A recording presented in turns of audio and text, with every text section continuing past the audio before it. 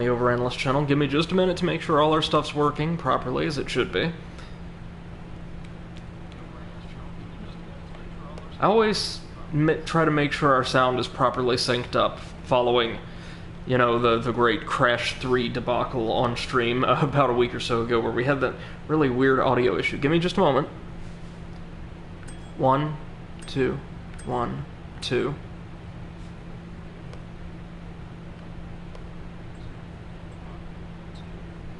That looks good. 1 minute now. Just need to properly route the sound to my headphones. Can't believe I forgot to do that. Sorry about that. Let's see. There we go. Okay. Now, yes, welcome to tonight's, hopefully, 3+ hour stream of the Spyro Reignited Trilogy.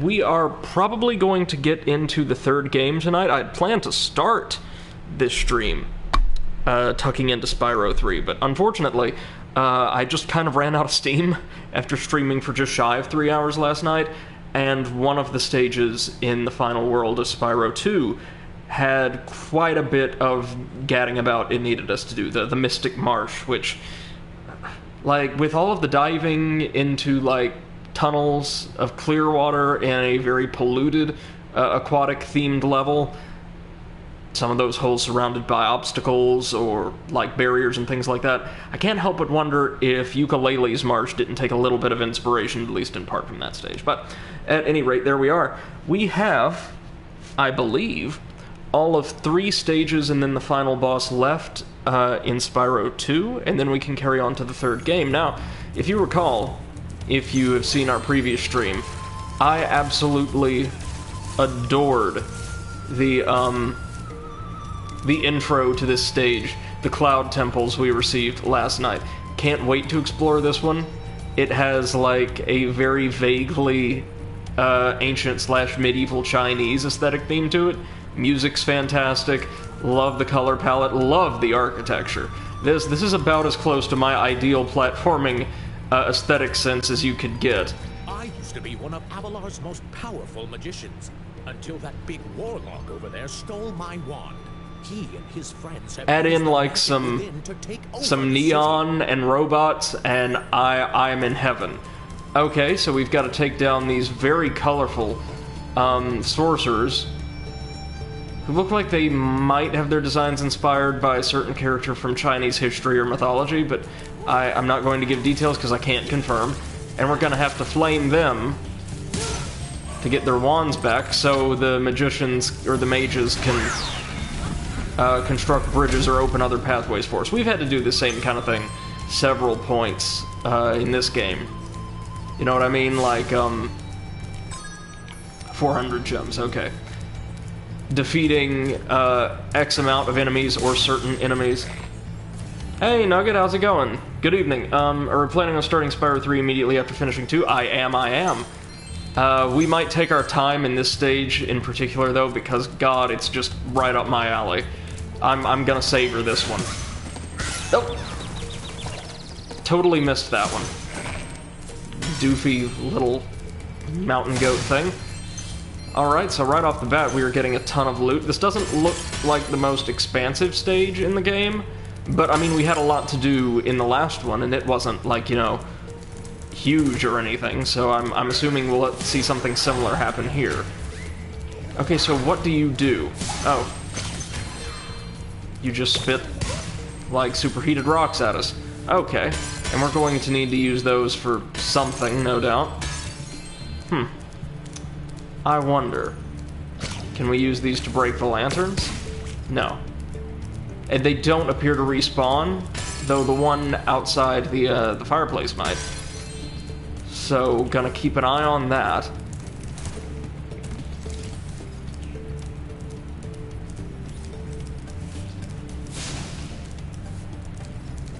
Honestly, this looks like a more thoroughly realized version of the aesthetics they were going for in the Colossus Hockey Monastery stage, which up to this point has been one of my favorites in the game. But as far as, like, visuals, this so far is easily my favorite stage. I adore this. Okay, is there anything on the opposite side of the roof? No. That's strange. You'd almost expect for there to be, huh? But, okay. Okay.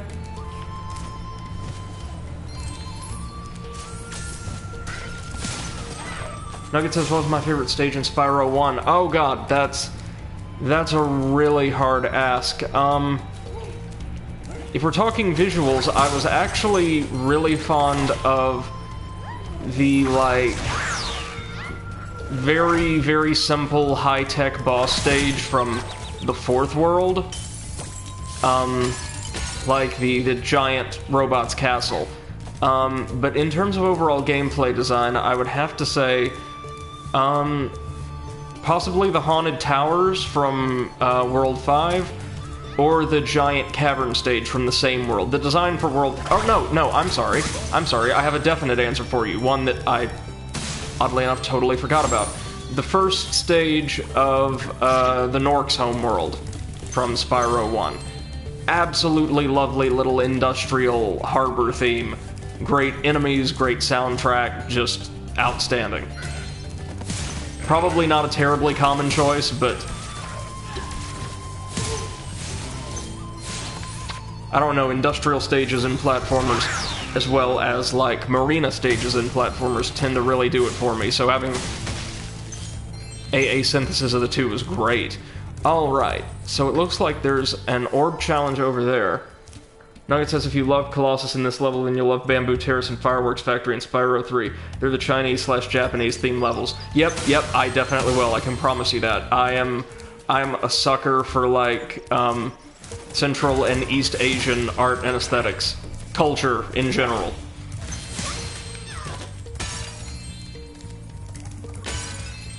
Alright, so we've got what's probably going to be a super flight challenge here, with an orb attached to it. Nice. Here's one we can take care of really easily.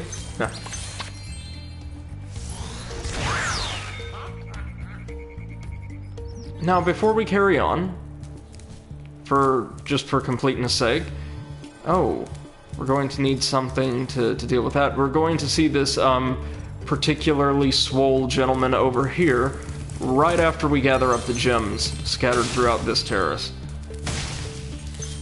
Like I said, I've got a shower before I'm allowed to get in bed, so I'll be right back. Oh yeah, no worries. No worries. Just glad you're back home, you know? I'm a secret agent. I'm going to my secret hideout.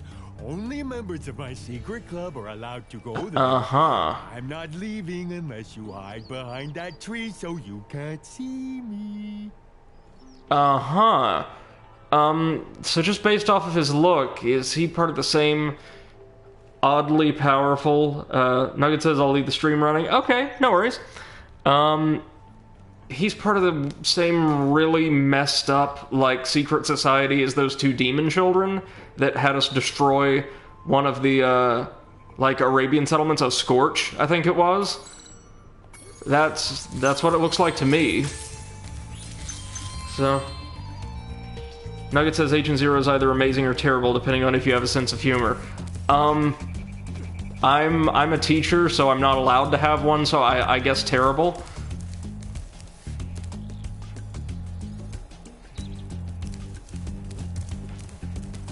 Man, he's getting some height on those jumps. Okay.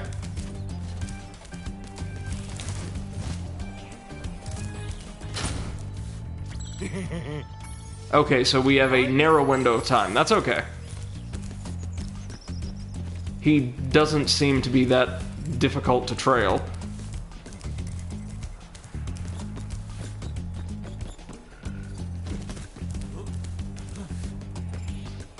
Okay, go on, go on. Go on.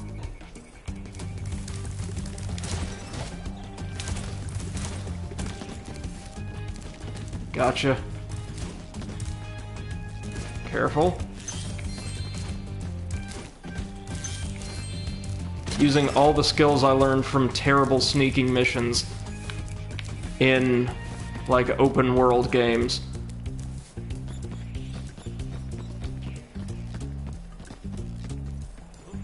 Okay, alright. Go on. You heading in there, right? Yeah. Yeah, there you go. Gotcha. What? You managed to get here without following me? You must be a member. Nugget says of the my music secret track for this club minigame is a after meme in the all. fandom. Here, Huh. take this secret decoder. It will allow us to send secret messages. Is it one of those like 3D things you're going to you get out of like a cereal box, or no that's I have no idea how it was used for that purpose, but whatever. That was a simple enough little tailing mission, and it gave us opportunities to find plenty of gems. So my kind of side mission. By the way, those of you, especially like folks on YouTube who catch the VOD, might be a bit more familiar with this topic, but yesterday I mentioned George Wood and his incredible Gaming in the Clinton Years reviews on stream. I did a little bit of digging, and he did indeed record a review of Spyro 1 right around the time it was released. And it's typical George Wood stuff. Most of it doesn't make much sense. He claims that it's nowhere near as innovative or like daring as Crash Bandicoot 1, which I kind of challenge. And he further states that while it's a perfectly serviceable platformer, it doesn't do a whole lot of anything we haven't already seen done before. Again, that's not entirely sure how you could say Spyro was relatively unoriginal, whereas Crash was the big game changer. I mean, don't get me wrong, the original Crash was great and iterated upon established tropes for platformers really, really well, but a pretty expansive 3D collectathon like this, pretty rare to find one done as well or with as much detail as the first Spyro was at the time it was released, I'd contend. So yeah, good old George Wood entertaining us. Probably will entertain us anytime we play a game from the 90s. I really wish he would come back full time and release more of his amazing reviews. Of those evil warlocks. Please take this orb. I foresee that it will help you on your journey. Why, thank you, Bartle. Now we just have one more gem to obtain. That's going to be from the flight challenge, I'd imagine.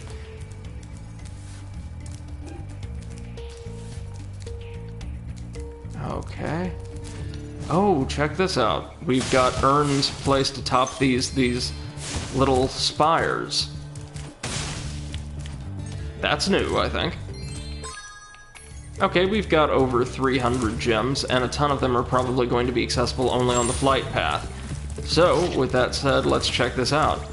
No. Bell towers have been overrun by trolls, and the bells haven't been rung in So some days. kind of ice power? I tried a fire spell on the trolls, but that just made them crazier. This super freeze power-up will chill out the trolls, but we really need the bells to ring. They'll ring if you charge into them. So we're going to, yeah, be using some kind of ice breath? Okay. Oh, these must be the trolls. Oh dear. So we freeze them and use them as platforms. Right? I see. Oh, that's cool. No pun intended. Now I know in later games, beginning with, unfortunately, Enter the Dragonfly, Spyro would have the ability to use certain elemental breath weapons separate from his standard fire breath. I don't believe that ever happens in the original trilogy, but yeah, starting in the much maligned fourth game, he can use, like, I believe, dang it, and like a bubble breath that has all of one use in the game, or hold up. Do we need to use him to... No. We just need to hit this one near the middle of his jump, not at its apex. Or, hold on. Wait till he gets closer to the edge. Freeze him. Yeah, that's it. Here's our first bell.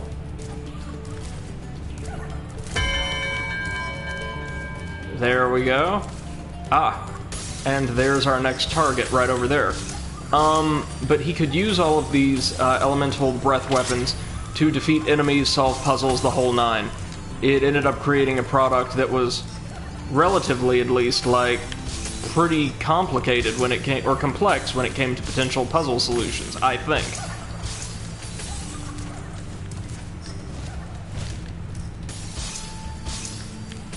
Okay, come on.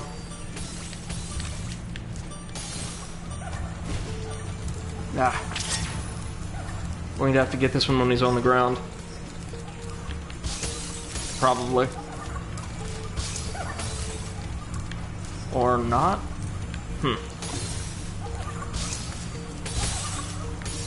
That's better.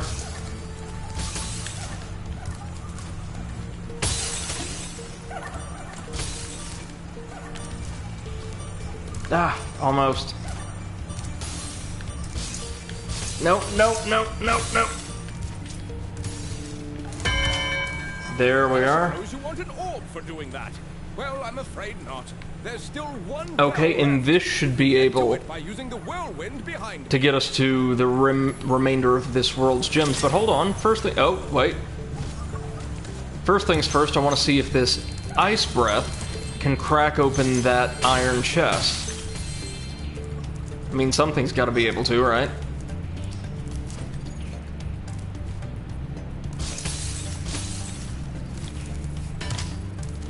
No. So we're going to have to do something special, I see.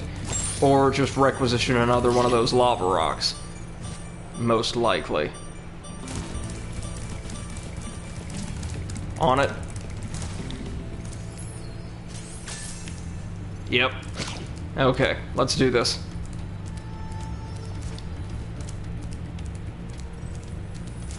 Gotta get that money. Not that it's gonna have any use from here on out, save earning trophies and making us feel good about ourselves, but that's a worthy enough cause, I think. Okay, so we're just gonna carry on right over here and try our absolute best not to fall down the pit like a chump. Made it. And... no. Okay. Oh, wait, there might be a firework or something up on the roof. Silly me.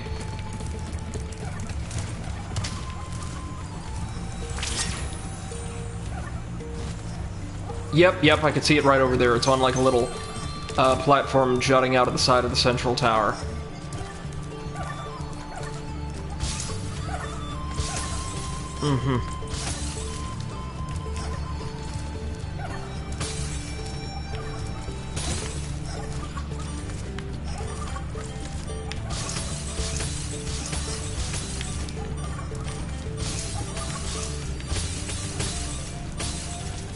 Ah, that was close, that was close. Problem is you kind of need to get it in... oh, damn. More or less one shot. Well, we still fell down the pit like a chump. That's okay, that's okay. This is a much simpler stage, at least I think, than the last one. But that's actually perfectly serviceable given how much time we had to spend to get absolutely everything in the marsh. Okay...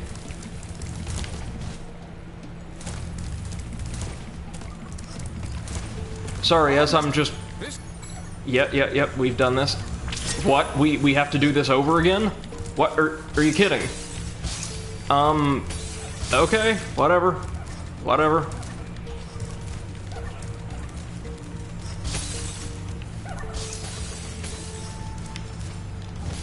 Now that we know what to do, or exactly what to do, this shouldn't be too bad. 1...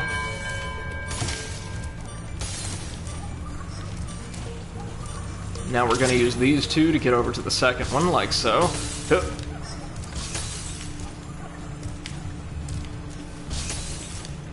2. And now 3.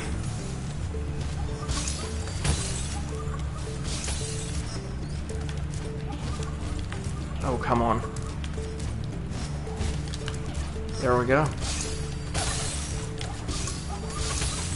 Good. Good. 3. Thanks, Easy. Spyro. I didn't think you could do it. Here, have a souvenir from the Cloud Temple's gift shop. Man, the fairies did not pick the world's most competent guardians for these things, did they? They've been using them for everything under the sun. Now we just have to get back up there.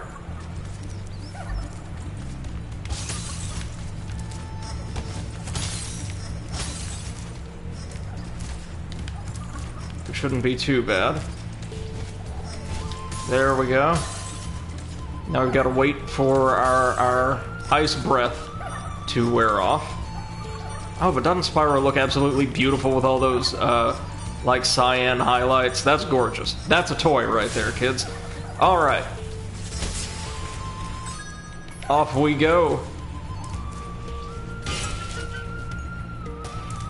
Will this be enough gem? No, nowhere near enough, in fact.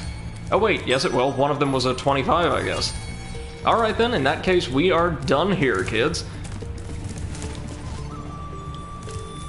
Time to mosey on over to the exit portal then, and head on off to Robotica Farms, and then the level I've been waiting for since we came to this world, the Metropolis. High-tech urban cityscape in an incredibly vivid 3D platformer. Now that's right up my alley. Okie dokie. Let's head on back home. And at this rate, we actually have a decent shot of finishing the game probably in less than an hour. Oh god, all of those stone sheep we saw were potentially warlocks to begin with that were forcibly transmuted into that by those weird little goblin people. Oh, yet another case of Spyro probably helping out the bad guys just to get some gems. Eesh.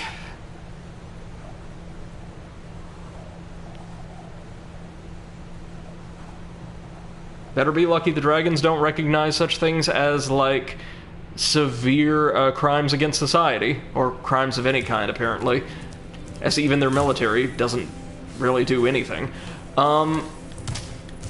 Alright.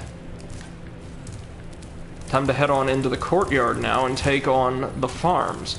Robotica Farms, so maybe some kind of industrialized, advanced, agricultural settlement. This is gonna be cool, I bet.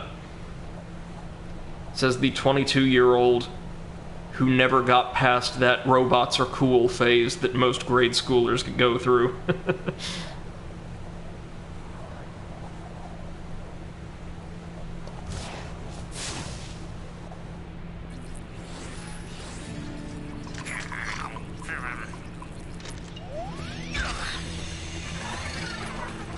So all the life here is robotic. That's interesting. We've got, like, giant robotic wasps as our enemies. That's really interesting. I thought we'd be fighting, like, the robots themselves, but I guess not. Oh, wow, look at this place. I love all of the neon, like, energy effects. That applies to all games, though. Infamous Second Son, excellent game purely because of the neon effects. Howdy, Spyro. These here pests have infested our farm. Could you find the time to help us get rid of them? I love the static effect overlaid. Overlaid the farmer's dialogue to make it sound as if their voices are being projected through speakers. That's brilliant. Very cute.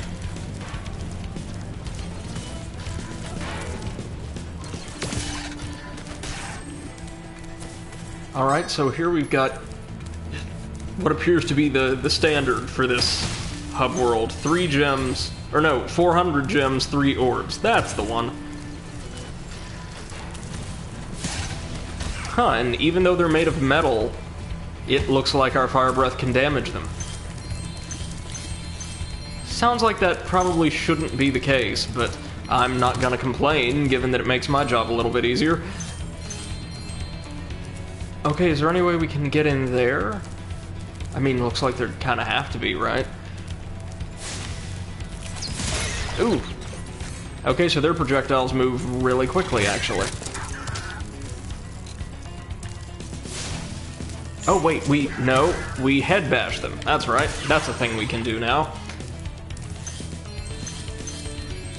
Oh boy, there's lots of tall grass here and lots of gems in the tall grass. You know what that means, kids. We're gonna be here for a minute.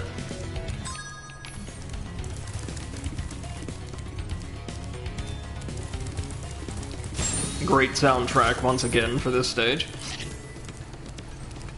I take it these windmill blades will damage us if they make contact, seeing as they are glowing and appear to be charged with some kind of energy. And if Spyro's taught me anything, it's that glowing is bad. Well, Spyro and Crash collectively, I suppose.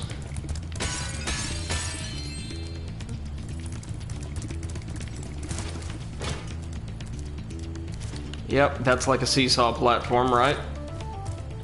Yep. Thought so. Nothing over here? Doesn't look like it. Okay. Ooh, they have like a really rapid rate of fire too. Oh, those guys are going to be dangerous. Before we tackle the actual platforming challenge, just want to scoop up all the loot here.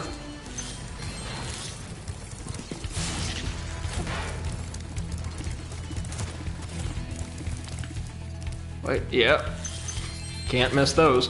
Fortunately, the, like, relatively worthless red gems are actually really clear indicators of where larger pockets of gems may be.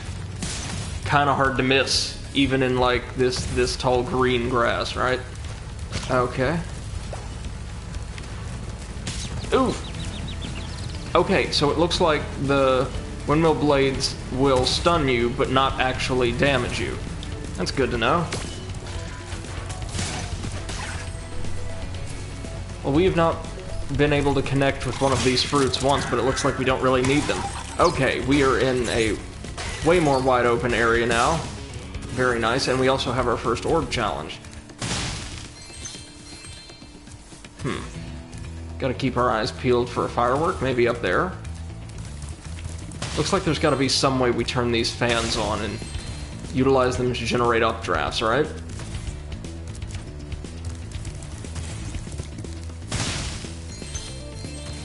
These darn bugs are making a joke of my expensive robot scarecrows. Can you chase them down and flame them, Spyro? Mm-hmm.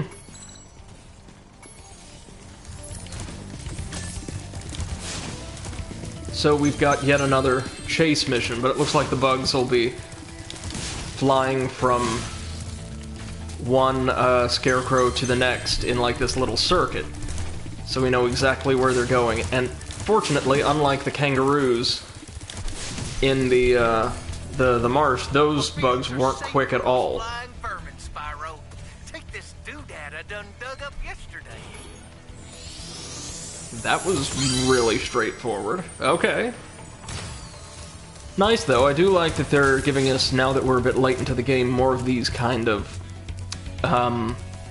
dexterity-based challenges, where it's all about how well you can control Spyro as you're moving, like, at full tilt. And oftentimes using all the various maneuvers you've unlocked. That's really cool.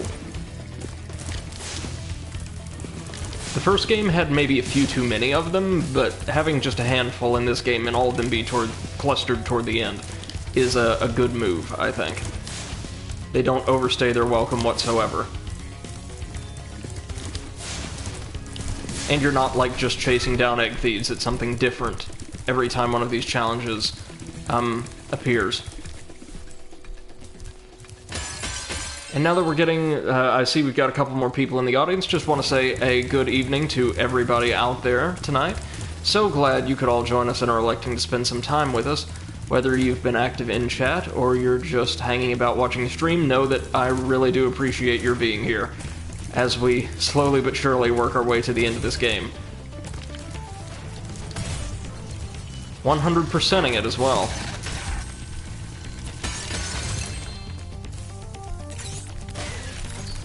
One of the other things I really love about these, like, remastered 90s platformers is they make it relatively easy to indulge my inner completionist. Like, I could not even imagine going for 100% of everything in, say, an Assassin's Creed game or a Far Cry game or, you know, some of these modern AAA titles that feel really bloated. Not in the sense that they have a lot of content. I tend to prefer bigger games over smaller ones, more content over less content, but just a lot of, you know, those games have a lot of very repetitive content that feels like you're just ticking boxes and not really meant to be entertained by it. Pity, really. Okay, this should, yep, crack open that iron chest and give us quite a bit of loot inside. Good stuff, good stuff.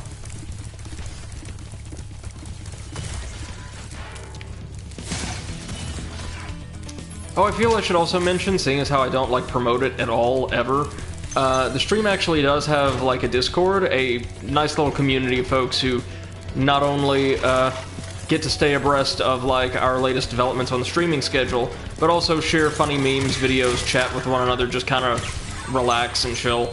You can find the link at the bottom of, like, my bio page. Okay, what do we have here? Just more of these wasps, I guess. Oh, that one moved to put itself in a way more vulnerable position. Well, thank you for that. Still a lot of gems hidden in this world. Like, a lot of them. Well, that should help.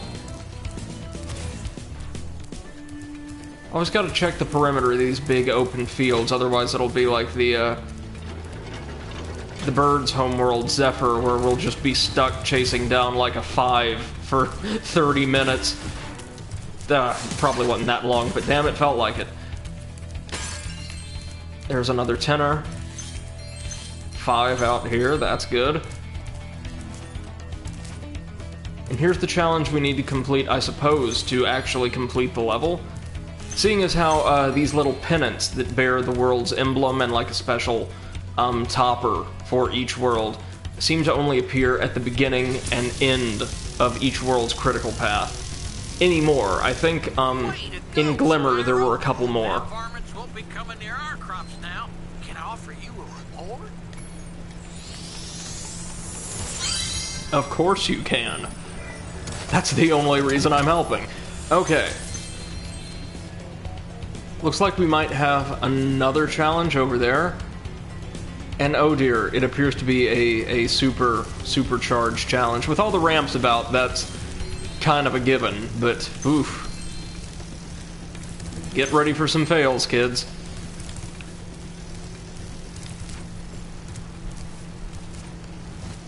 Alright. Oh wait, no, we've already been over here, but now that we've turned the lamp on, somehow that also powered up all of these fans about the place.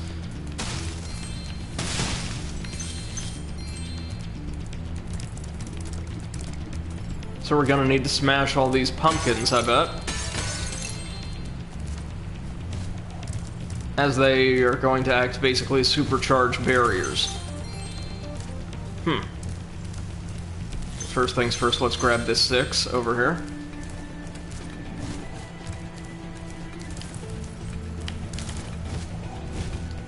Can't quite make it. Ah, well, that's alright. We can now. Oh, and a mystery vase. There's where the rest of our gems are, obviously. But some fool robot blocked the path up. Do you think you can clear things up with a bit of supercharge? Of course. He didn't have the emblem over his head, but this guy must be our final gem orb quest giver for this world. Oh god. Oh god. Oh no. Why? They're so large. They block your field of vision. That sucks. But we did better than I would expect to on our very first attempt with so many huge sight-blocking obstacles in the way. So, alright. You know how these supercharged tracks and me tend to get along. That is, we don't. So it's gonna take us a couple tries, probably. Ooh. That was purely my fault. Got impatient there. Let me see how we're doing on gems. Doing really well on gems. So, oh, and picked up one we missed near this thing. This silo. Nugget says, I'm back. I was gonna say if you love industrial levels, then you probably love this in Metropolis. Oh, there's a reason why I saved these for last, just based off of the names. I have a feeling Metropolis is going to be a lot of fun. Also, welcome back. Okay, we are heading off to our second attempt at this challenge course. Now, let's just see what all we can see of it from here. So from where we were when we kind of fell just a bit short on that jump, we've got to crash through this silo.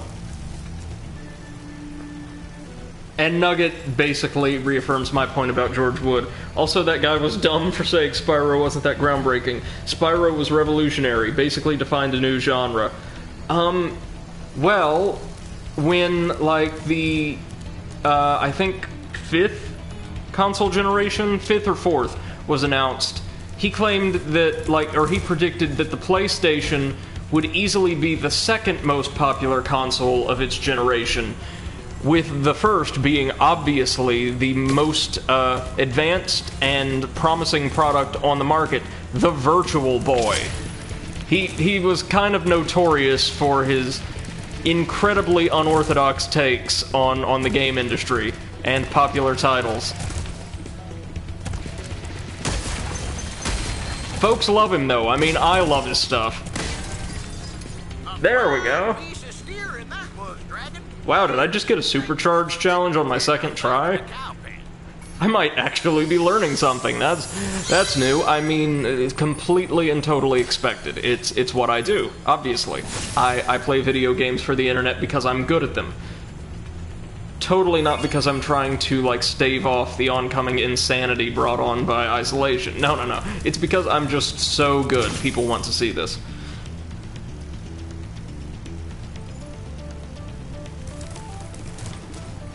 Nugget says, when someone thinks PS1 platformer collectathon, they think of Spyro. It's just the way of the world.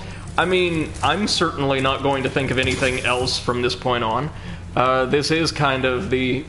I will say, right up there with Mario 64, this is probably one of my favorite platformers from the era. Or this series, one of my favorite platforming series. Okay, now we need to track down the vase again. George Wood also reviewed all 3 Crash Bandicoot games. You know, the ones that he thought were better than Spyro. And he also claims that, like, Crash, or at least the first Crash, didn't do anything all that original or new. So it's like, dude, I don't understand what's good and what isn't. He also, I think, claimed that Crash 2 and 3 were way too easy. And, of course, the first one was too hard, so it's like, what? His reviews are a ton of great fun, though, and he's a really, really nice guy, by all accounts. So, I'm a fan. I'm a George Wood fan. Nugget says you better play the originals on stream at some point in the future. I will add them to our list, but once we're through with Spyro 3, we're getting out of platformer territory for just a while, and heading into the uncharted lands of, like, current generation roguelikes, and then Dark Souls. Oh, you can help me set up the PS1 emulator and PC streaming? That is so kind of you. I'll definitely have to take you up on that, because, well, you remember how good I am with tech, generally speaking. That has not gotten any better in, like, many, many years. I was a junior in college, undergrad, before I learned how to construct a PowerPoint. So...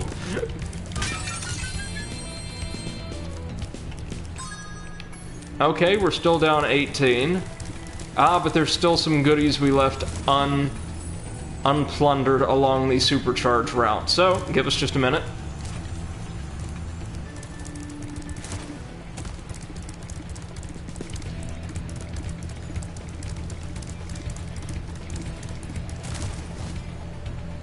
There we are.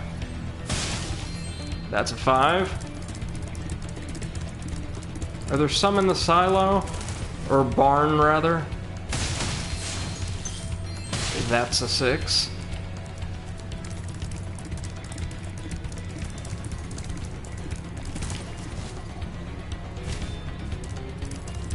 Alright, so that might be everything.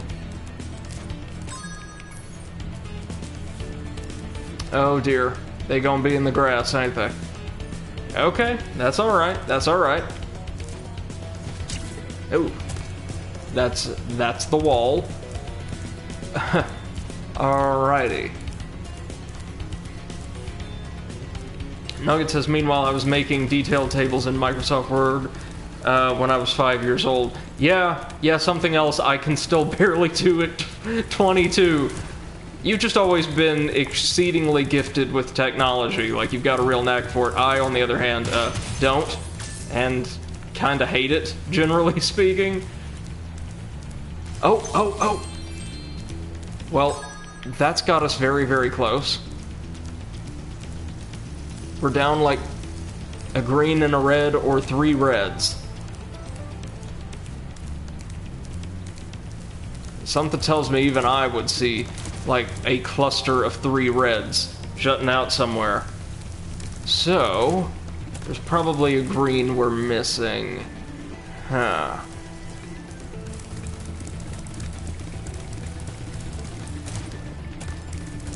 Again, if I had the wherewithal to do video editing whatsoever, the VODs of these gem hunt segments, some of which, due to, like, A, how sprawling and well-designed some of the worlds are, and B, my general lack of awareness, are quite long.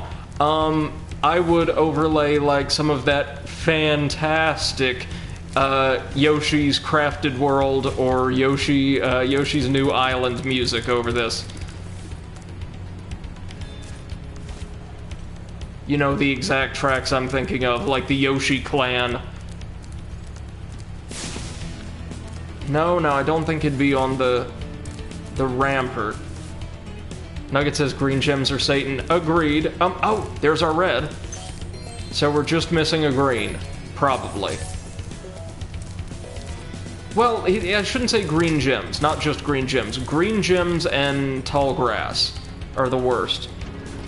Nugget says I might be a video editor. I know, but I'm hardly going to make you do the work that I'm just too inept and or lazy and or both to do. We could definitely collaborate on some projects sometime, though. That'd be sick. Okay, so we're down 1 green. And I'm thinking it's gonna be closer to the entrance. Oh, but it's fun? Well, alright, if you enjoy that kind of thing, then sure, we can certainly think of some stuff. So, you know, the exact kind of music I'm thinking of is one of the greatest, most famous compositions in recent gaming history. It's called the Yoshi Clan, from Yoshi's New Island. Go ahead and look that up. It's an actual song that a real adult composed for an exceedingly prosperous and acclaimed video game company. It's a real thing that happened, the Yoshi Clan.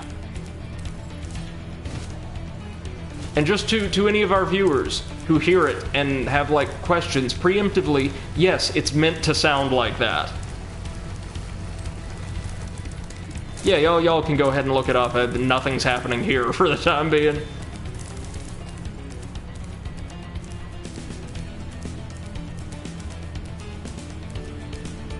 I don't think this is going to be Zephyr all over again because this level's a little bit more narrowly designed. It's not quite as sprawling, and we've already got a majority of the gems, but I'm expecting this might take us a little bit.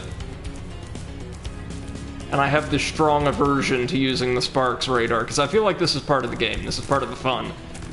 Like, really exploring all of these levels in excruciating detail.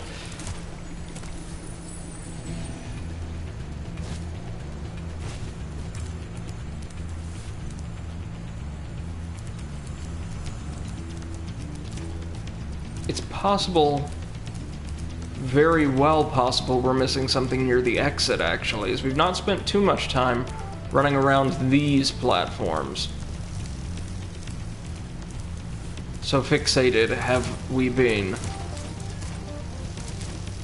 on all of the other platforms.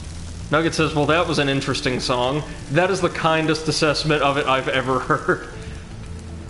There's this one wonderful YouTube comment that simply reads, and it got hundreds of likes, "Never have I heard a song that sounds so much like asses."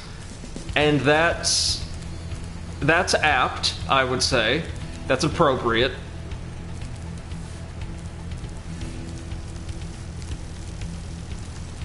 Okay.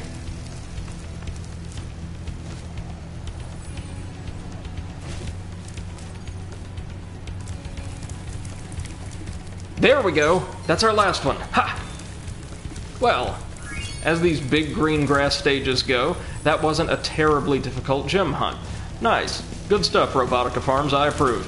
Now with that, ladies and gents, we are off to what's going to be the final stage of our Spyro 2 experience. The Metropolis. Looking forward to that.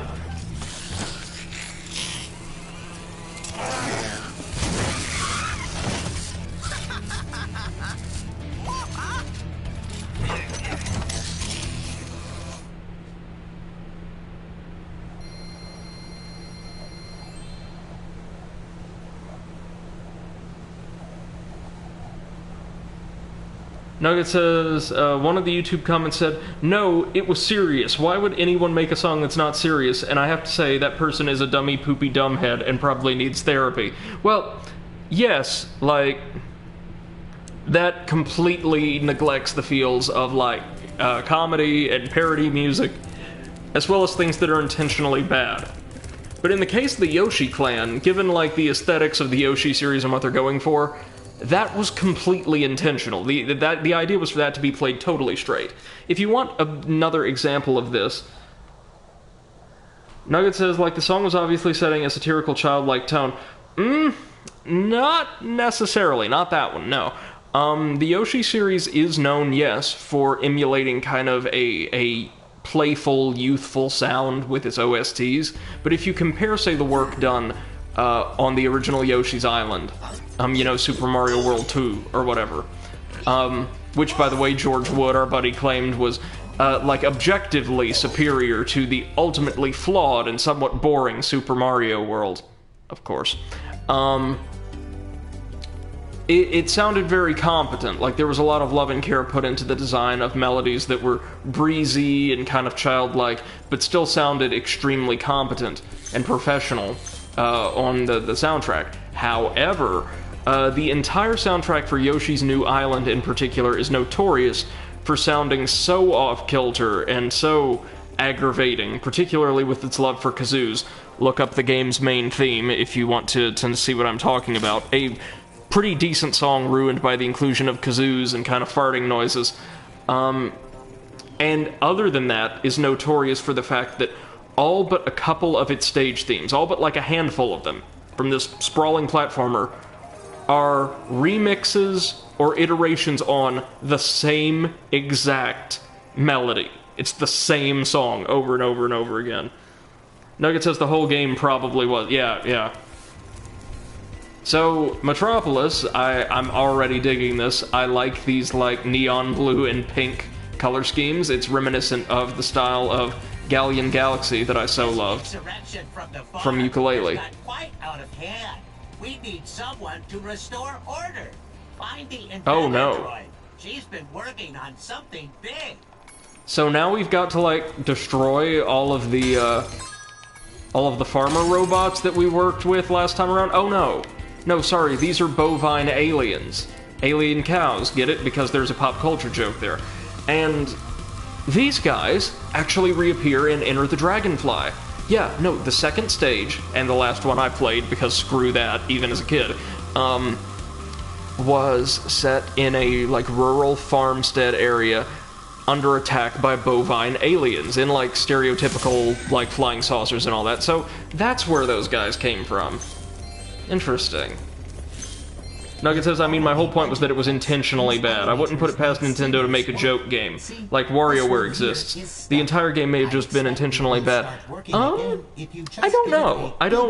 That's possible. Well, Nintendo didn't make it themselves. They licensed it out to, I think, Intelligent Systems, or another one of their, like, or Good Feel, one of their, like, second-party devs.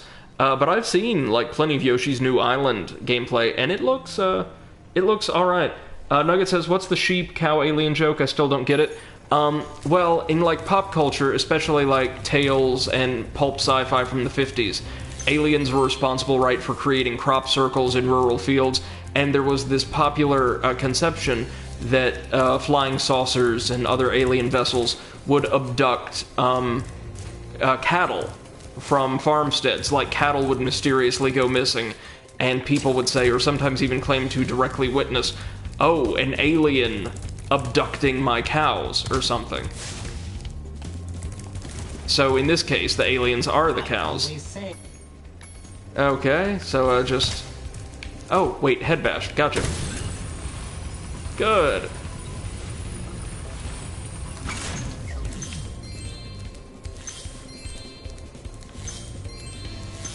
So the joke is actually, like, really clever, but only if you're aware of, like, you know, like, intimately familiar with, like, 50s and 60s alien abduction and visitation lore. Why do the alien cows have completely indestructible riot shields? Visually, these guys may be some of my favorite enemies in the entire game. This is precious. Alien cows with laser guns and, like, unbreakable heater shields. That is adorable. Nugget says, oh yeah, I knew about the cow abduction thing. Yeah, I've known about that since I was a kid. I just thought you meant there was something deeper. Oh, no. I thought it was clever, but maybe there's another layer I wasn't getting. No, the idea is these things were abducted by the aliens, so what if, in Spyro, cows abduct you? That's the basic joke, I think.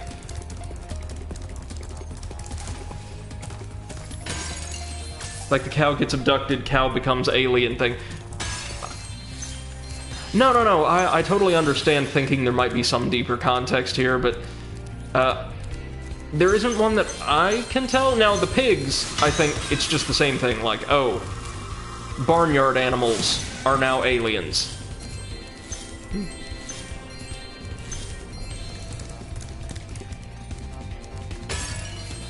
Oh, and the health enemies here are like little baby chickens or something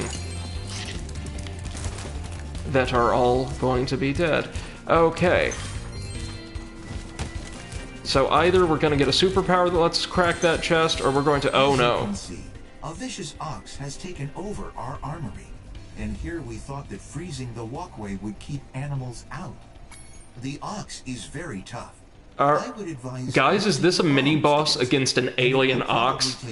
That is so cool. Yes, yes, oh god, I want to do this so badly. Yes.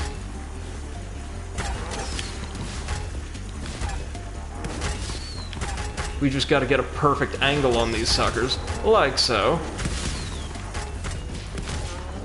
Oh, this is sweet.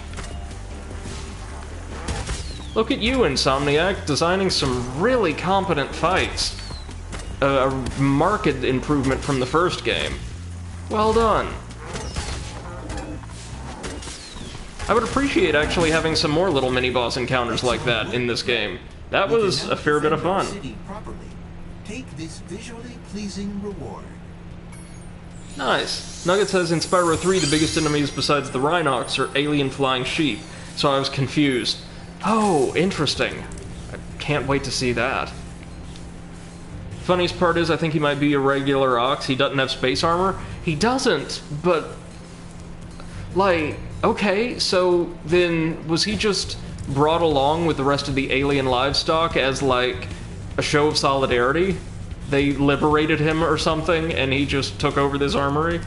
Spyro 3 has a lot of mini-bosses. Oh, fantastic. I love bosses and mini-bosses in my platformers, in my games in general.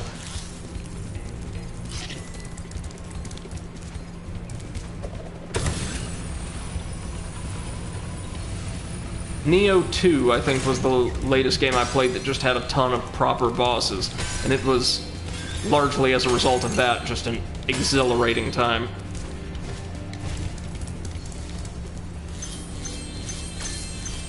So it looks like probably until we get to that open plaza we saw from the entrance, we've got a pretty narrow level design.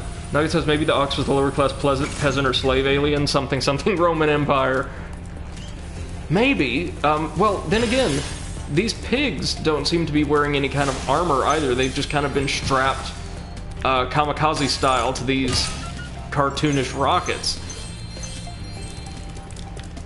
So maybe the cows are at the head of some ridiculously abusive or hegemonic alien empire, and I can't believe I'm thinking this deeply into a joke character design in a platformer, and I love it. Okay. So we've got loads of these guys around.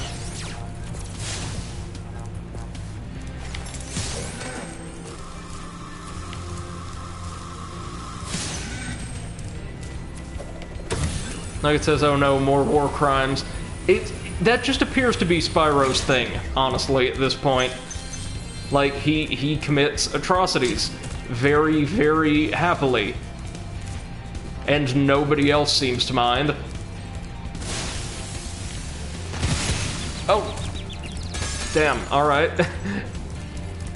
I forgot those things have quite the blast radius on them.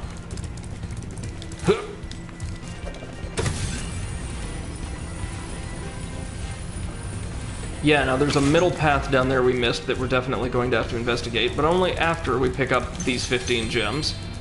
How are we doing on our gems, too? Just over half, yikes. Okay, we're getting super flight up there, it looks like. No, oh, super flight and super flame. A combination portal, that's new. Good. Very good. Alright, we're going to have to use our powers of super flight for that. Alright, we're still alive. I'm not complaining. I'm not complaining. And then we're gonna have to track down that third gem somehow. Or third orb. Listen to me, I keep getting my terminology confused with Crash.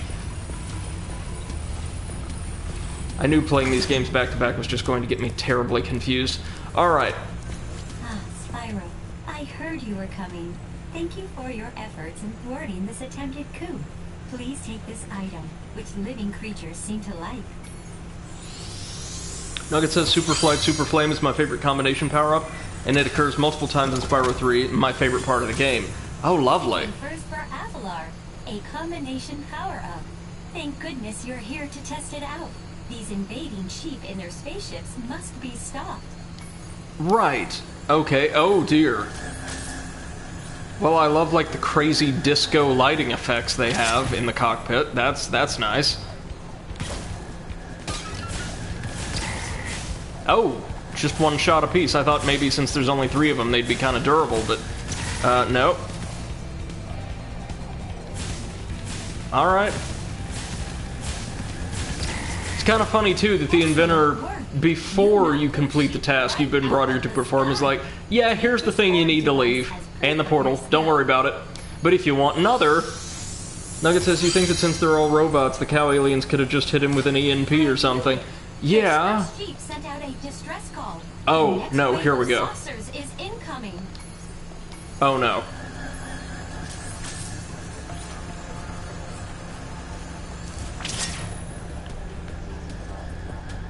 They're, hovering so menacingly. Yikes. Okay. Now they're, like, seriously attacking. But Spyro just becomes a death machine with this combination of power-ups.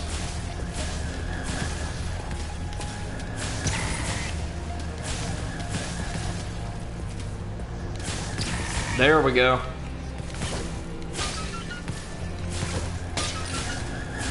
Ooh, actually fired a bit too early that time. I was afraid of just the opposite. There we go. Nice flying, Airman. You've proven the genius of my double power-up invention. Here, keep this to commemorate your victory. There we go. Thank you very much. And that's all of them. Yeah. But we still have a ton of collectibles yet to collect.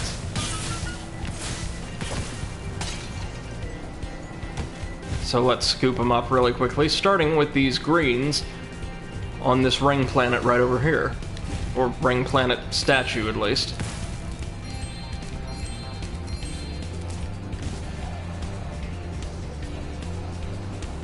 And gems along the periphery, or, yeah, the periphery of these habitats.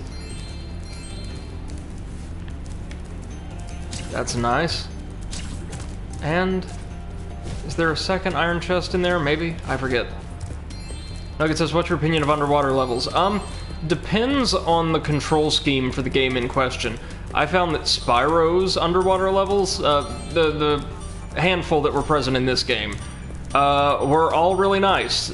He controls absolutely fantastically in the water, and the mechanics don't feel like terribly contrived. And I feel similarly about Crash 3's underwater levels. The control scheme, while not as versatile as what you'd have on land, obviously, works just fine. Now, if a game totally robs you of most of your functionality, say what Sekiro Shadows Die Twice does for its aquatic segments, that's when I start to take issues with it. Oh, you meant in Spyro specifically. Well, yeah, then I like them. Generally speaking, I think they're a good bit of fun and change things up just enough without forcing you to get used to a brand new control scheme.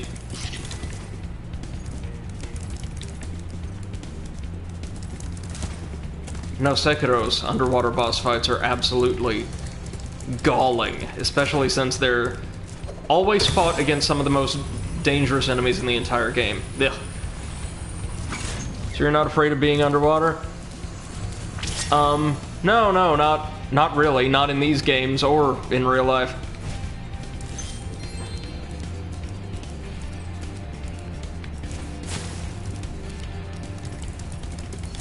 Alien sheep crossing. Okay.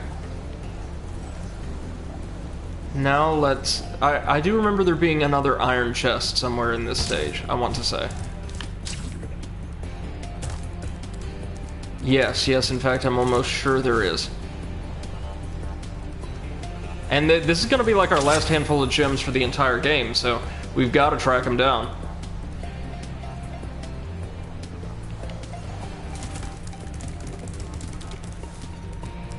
Nugget says Aquaria Towers is honestly terrifying, and I love water. What do you think of Aquaria Towers, by the way? I really enjoyed it. It's honestly probably in the running for my favorite world from the first hub, tied pretty closely with Colossus. I absolutely adore the design of what appears to be like a sewer level, but then, after technical completion, opens up into this like beautiful little aquatic habitat. I think it was fantastic.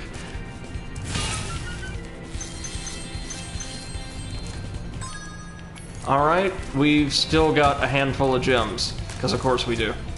Didn't leave anything over here, did I? No. Probably back out in the promenade.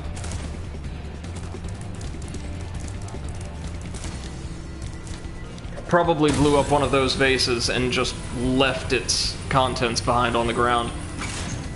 Wouldn't be the first time. Okay, let's get right back on up there.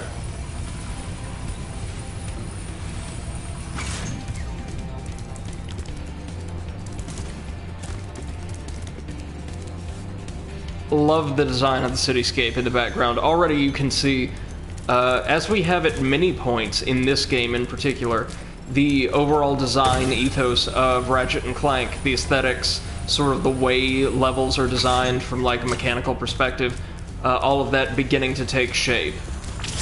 I think that's really, really cool. And we'll probably see an evolution or continuation of that in Spyro 3. That's my guess, anyway.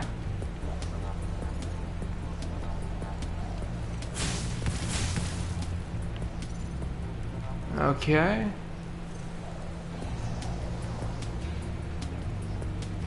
Anything up here? Yep, there we go. There's the last of our gems. Right? Yes? Yes! There we go. The very last gems in the entire game, I believe, right?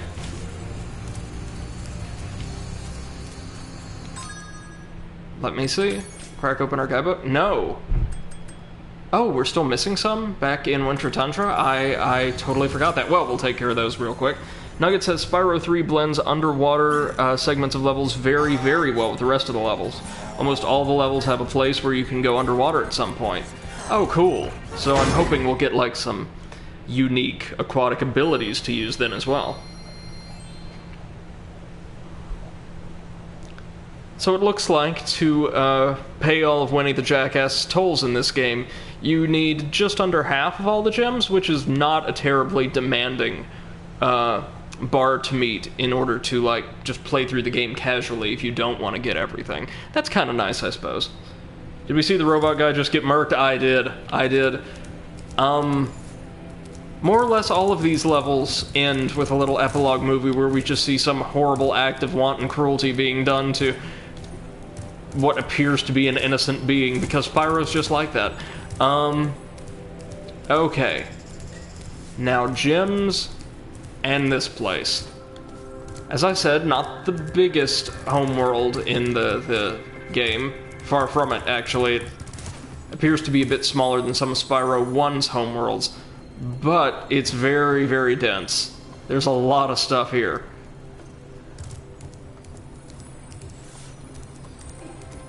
And we're looking for just 8 gems. Yikes. Now, I think we checked the ramparts before, but I want to run them one more time just to be sure.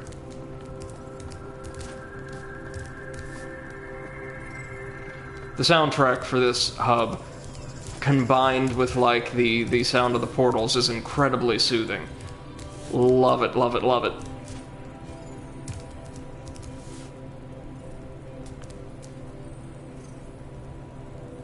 Wish we got to spend more time here, because visually this is my favorite of the 3 homeworlds by a pretty wide margin.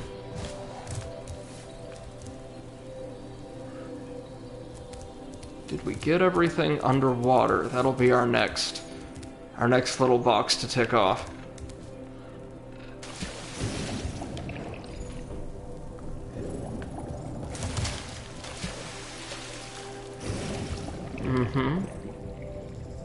So nothing here. Right? I don't think we've missed anything so far.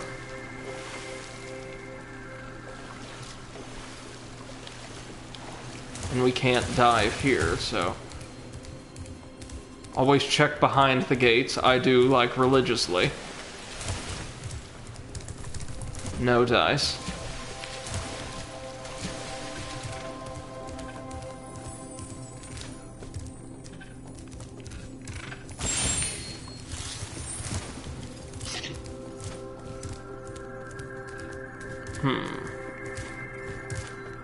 I want to check back up really quickly near the entrance, just to be sure. We can't get anything by slamming or flaming the tree stumps, I wouldn't think. Nope. But worth a shot, I guess. I'm waiting for, like, one of them to be some kind of secret.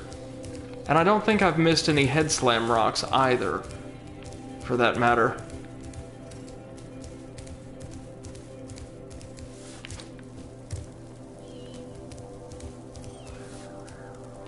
Nothing over there. Nugget says, believe it or not, I've been trying to think of my favorite Spyro 2 level, and I can't think of a single one that I really love. Honestly, I'm a bit sad about it. Spyro 3 spoiled me. Well, again, even though you say the port might not, or the remake might not be quite up to the standard of quality these other two are, since I've never played Spyro 3 before, I'm really looking forward to experiencing it for the first time, because everything I've heard from you and from others is just glowing. And I mean, I've been having a fantastic time with the first two, so it only gets better, right? Okay, so I'm fighting like my inner, like, very efficient grad school student, and not using the Sparks radar here, though I really want to, and trying to see what we possibly could have missed. Like, I don't think it's going to be any kind of container, as there's, well, hold on. As there's just a handful of gems missing. Yeah, just 8.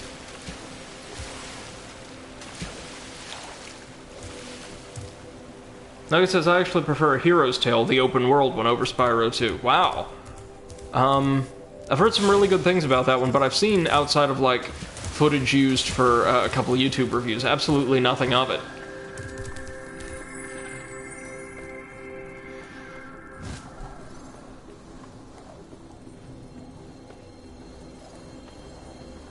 I don't care if we toss a life now, just wanted to make sure I wasn't being stupid and there was something on the back of the tower. Okay. Nugget says I might stream it so you could watch. I would love that. Yeah, if that's something you're interested in doing, I'll definitely check it out. I've heard it's not terribly long.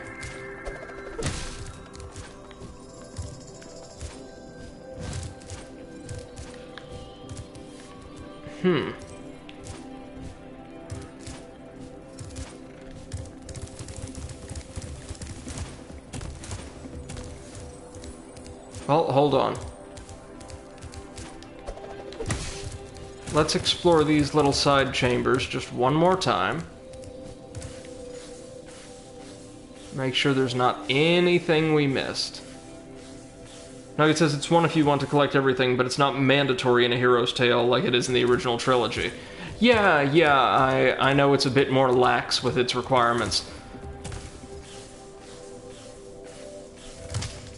But general reviews tended to be positive, but not as positive as they were for, say, Spyro 2 and 3 in particular. That's where consensus kind of seems to be. Again, I've got no idea. I've never seen things. Okay, now this is silly. Where on earth could those gems be?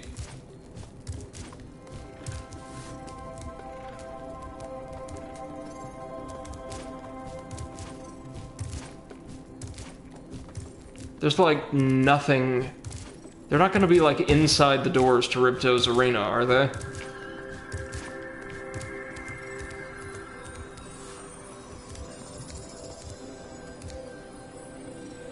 Like it says, and it came before the furry age. That's the Legend of Spyro Trilogy. Yeah, now I played one of those, and it's terrible. It's terrible. Big brain. Well, now I'm trying. Oh dear, I'm trusted with the education of young people. Okay, you know what? Use my Sparks gem tracker. I've been fighting this like mad, but I knew it. I friggin' knew it. They're over here. Past the boss door. Ripto's demise is only of course they are. Right? Right? Yeah, sure, I knew that. I knew that the entire time. No worries. Okay, that's pretty good.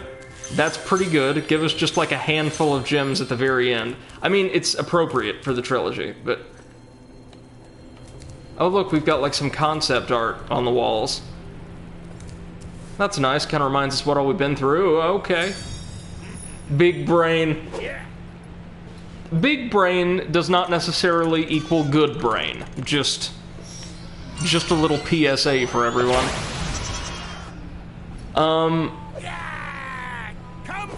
So this is gonna be an interesting fight. Hey, Shorty, maybe I can help. What? You again? Yep. If you want to test that power crystal, why don't you try it on me? I'll stand still, I promise. I like that idea. Dragon, you've just sealed your fate. Nugget says this is probably the best boss fight in the trilogy. Oh, good stuff. Looking forward to it. I mean, the other two bosses in this game, as well as the Ox mini-boss, were all really, really solid. Bosses are probably where this game has improved most considerably over the original. Largely because the original kind of didn't really have many real boss fights. There was... Well, I mean, you didn't even properly fight Nasty Nork. Spyro, we want to help you fight Ripto. Elora is using the orbs you collected to store power-up energy. Hunter will throw the powered-up orbs to you as they become ready. Oh, nice. As we speak, the professor is experimenting with new forms of power-up energy, so you'll soon have abilities that no one has ever seen before. Right on. Real quick, cracking open that guidebook. Did we... We missed a single gem. That's not great. Hold on. Sorry, we'll get back to this. But I am not about to go out like this, missing a single gem somewhere. Ripto will wait. How? I think we might have moved so slowly down the final corridor. I know. We may have moved so slowly down the final corridor that the gem at the very, very end wasn't, like, tagged as being in our collection before we... Huh? No? Oh! How on earth did I miss that?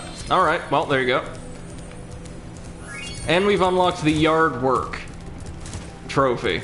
Yeah, okay. It's not an Overanalyst stream until you duck out of the final boss to break a rock real quick. Alright. Nugget says, don't make me commit ritual seppuku. It's not that bad. I've done decently well so far. It's a good thing you missed me running around after kangaroos for about 10 minutes last night. We got this. We got this. Now with that brief detour out of the way, let's carry on with this evening's entertainment.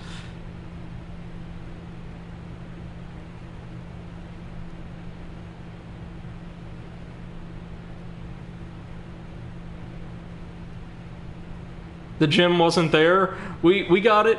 We got it. There was just the one gem missing, and it's yeah. I know it was. It was in the rock.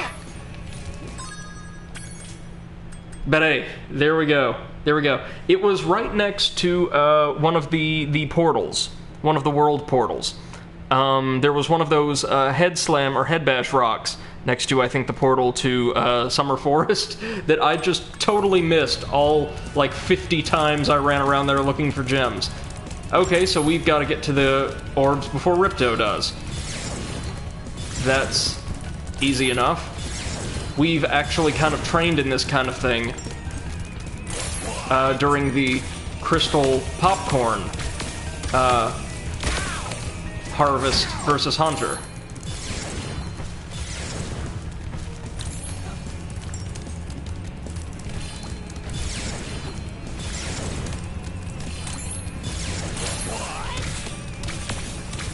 Okay. Oh, he's fast. But as long as we're able to hit him once per transformation, I'd say we're good.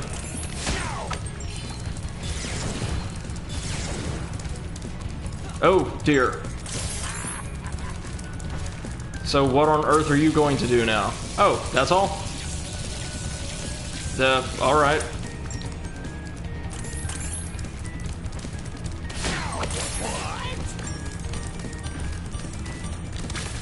Come on. Ooh.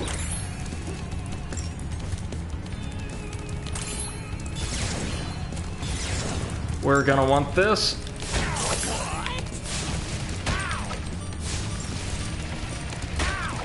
Oh, I like this. Looks like we'll get different powers depending on which orbs we gather.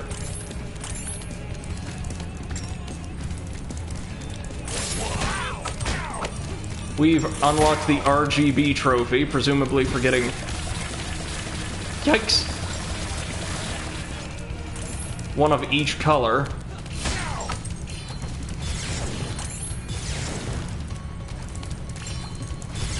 Hunter, you want to maybe try to land those a bit closer to us?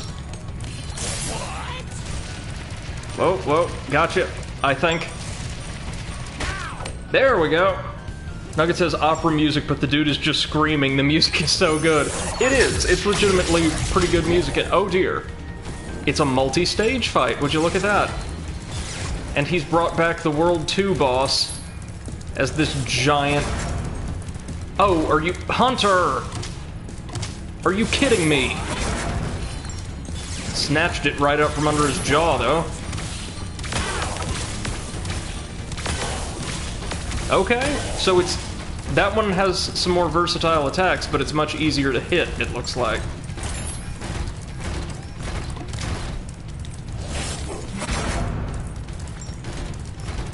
No.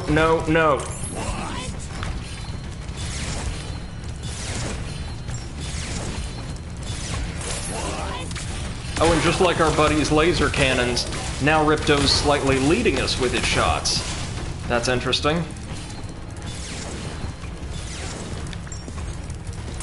Nope.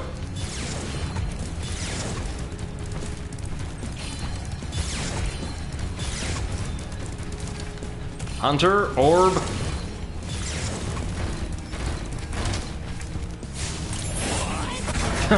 Oh, that's a great feeling.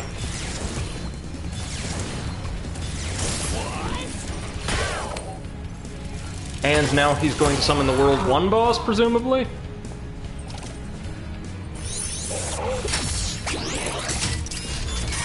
No, this is new. Oh, nice. Nice, yes. Nugget says if you beat this first try, I'm gonna pee myself. Probably not gonna happen. Just because we're a bit low on health.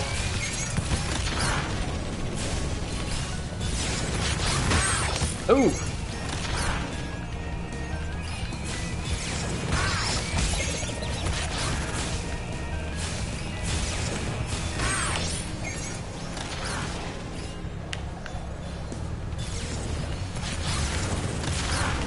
Ooh.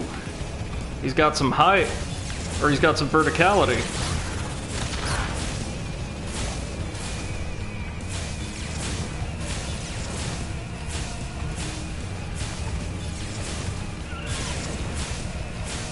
Come on.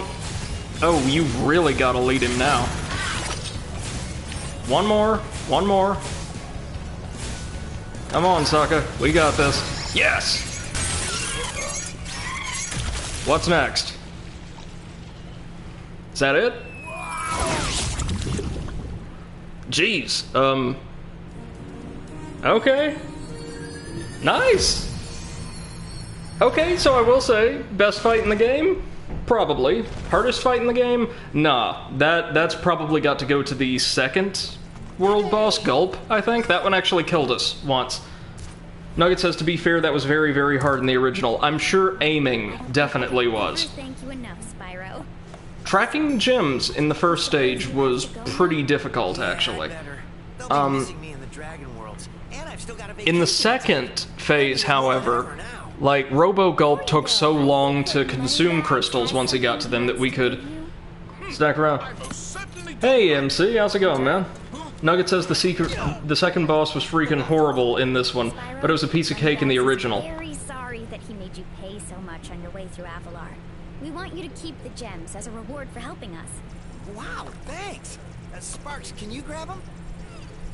Let me just Time to do what Sparks does best. Steal wealth from its rightful owners. I'll go to Dragon Shores. Hey, why don't you guys come with me? So is this going to be a bonus stage in the vein of Nork's treasure hoard from the first game? Not sure. Damage during a short stay. We'll be cleaning up for weeks. Just remember though, Ripto may be gone, i.e., you killed him. Well, okay. Come on, Sparks. We got a lot of vacation to catch up on. Yeah. That was really nice, actually. And, in fact, the third phase may be the most well-executed boss fight mechanics this series has seen to date. It's very reminiscent, to me at least, obviously it was produced later, for the final bosses of Sly Cooper 1 and 2. Very similar settings, similar mechanics. I absolutely adored those fights. It's nice to make use of the Super Flight and Super Flame simultaneously for a boss fight, after only having used them in one light combat situation before. That's really, really nice. Nugget says, remember what I said about the bosses in Reignited versus the original? That the weirdest thing about Reignited is that seemingly randomly, the difficulty of certain bosses was either way buffed or way nerfed. Time to sit through the credits for 3 hours before getting to the bonus world. Oh no, no, that ain't happening. I typically try to cut credit runs, not necessarily because I want to, but because they would severely hamper the flow of streams. If you guys would prefer to see like full credit rolls, I would be more than happy to show them. But yeah, Spyro 2, final thoughts, I guess. Oh, and yeah, there is a final world, Dragon Shores, and is this one of the Shreks? Oh, interesting. Well done, Spyro. Step right into Dragon Shores Park. Okay. Like it says, oh, when I played Spyro 1 on PS4, it didn't let me skip. If you press the triangle button, you can. Now, at least, I believe. The same applies to most cinemas. So we've got just, like, some fun little, mini-games to play, I guess, to unwind. And what do you know with the Shreks have returned in grand form? Step right up, Spyro, and take a look at what we've got for you today. Inside this here booth, you'll find some of the most vicious creatures you've ever seen. Here's a baseball to spit, sport. Take aim.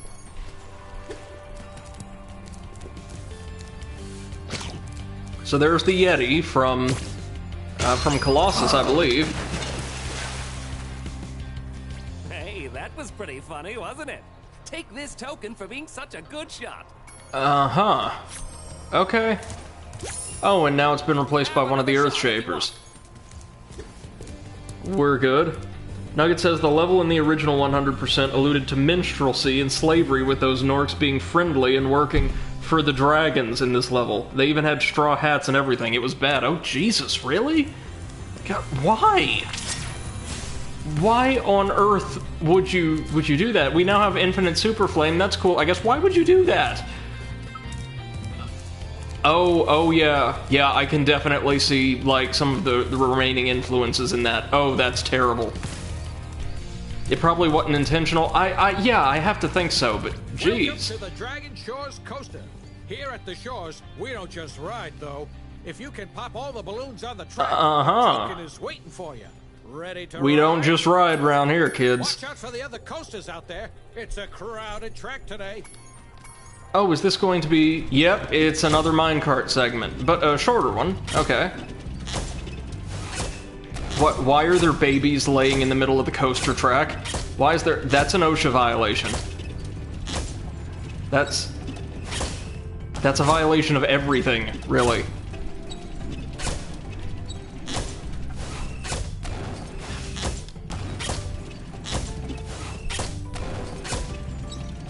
There are multiple infants just lying on the track, and you guys are okay with this? Babies on the track equals more war crimes, and no trouble with the trolley this time, hey. Yeah, just what the hell? I'll flip this switch, and now you can ride more tracks. See if you can pop the balloons on these tracks, too. Sure, I guess there's another token. Nugget says enslavement of the Nork race equals war crimes. Spyro 2 is weird. It is, and it's also weirdly dark in a way that the first game wasn't.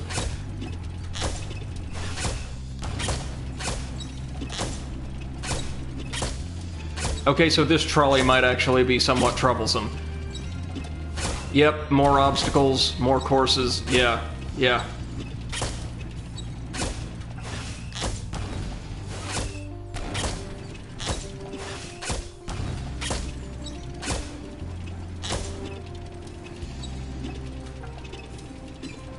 Geez, wire. Here we go.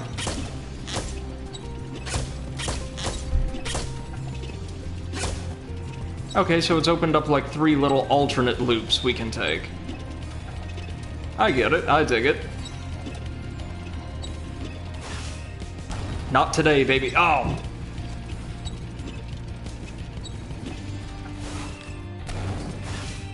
Baby severely threw me off my trajectory. Oh, are we going to loop loop? Yes. Yes, this is now a Sonic game, confirmed.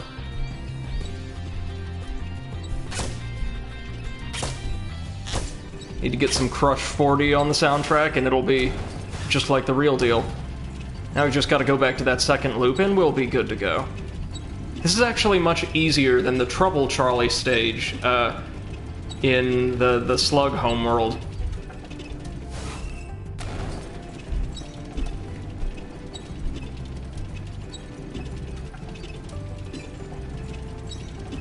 There we go. Very scenic, beautiful, beautiful route here. Take notes, Cardos, this is how it's done. There we are. Hey, not bad. Here's another token. Nugget says, Spyro 3 did away with the war crimes and a lot of the humor about death and stuff. It's still there, but subtle rather than overt. It feels more satisfying when you realize it as an adult, since, like I said, it's more subtle. Yeah, some of the themes in this game are a bit much. I mean, they're funny as all get out from the perspective of a streamer looking for, like, just funny content, but still. Are you gonna give it a try? Ah, sure. And Nugget says, baby severely threw me off by trajectory, the Overanalyst out of context. One of y'all needs to start up an Overanalyst, out of context Twitter page. Nobody tell him, yeah, there's a third one, I figured. Watch out for the other coasters out there. It's a crowded track today. I still think, the most grievous atrocity depicted in this game is, the flossing skeleton from the Badlands. That's... oh, no.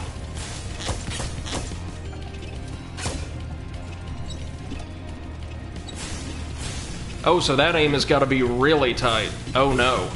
Oh, no.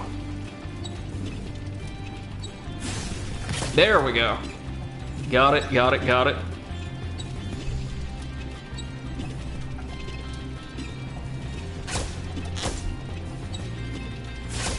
Oh, jeez.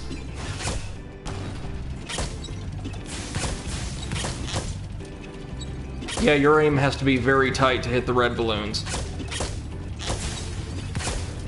Oh, Lord. We'll get it, don't worry, don't worry. This is far from the worst thing I've had to do. It's far from the worst thing I've had to do basically on a trolley/minecart in one of these games either. We'll just get it on a second loop. Doesn't matter. Doesn't matter. We're good. We're good. It's fine. It's fine.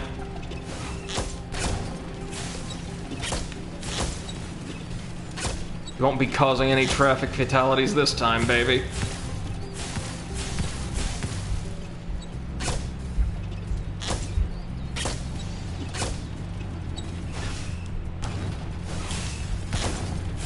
Oh, every time. There, we got that one, though. Good, good, good, good, good, good, good.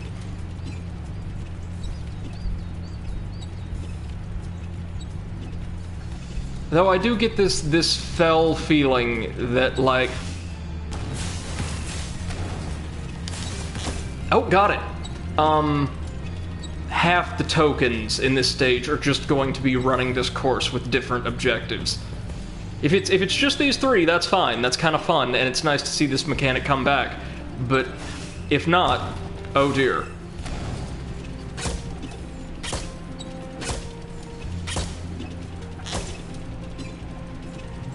Now we've just got to go back around to the second loop, right? Huh.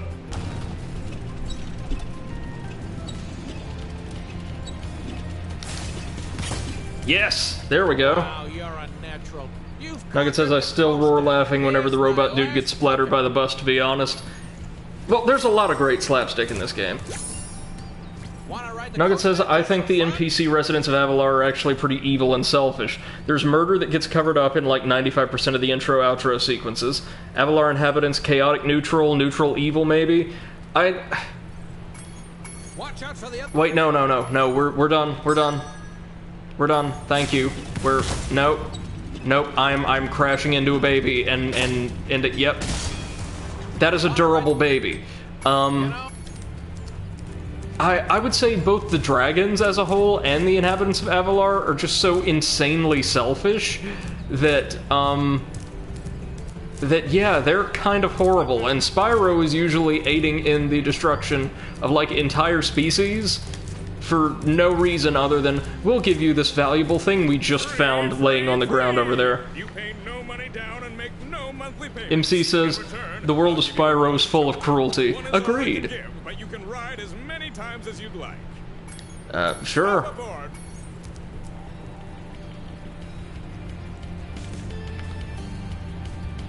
Nugget says, that is a durable baby. Overanalyst out of context. I love these things. I do. I love these little snippets. MC says Naruto's the anime equivalent. I see.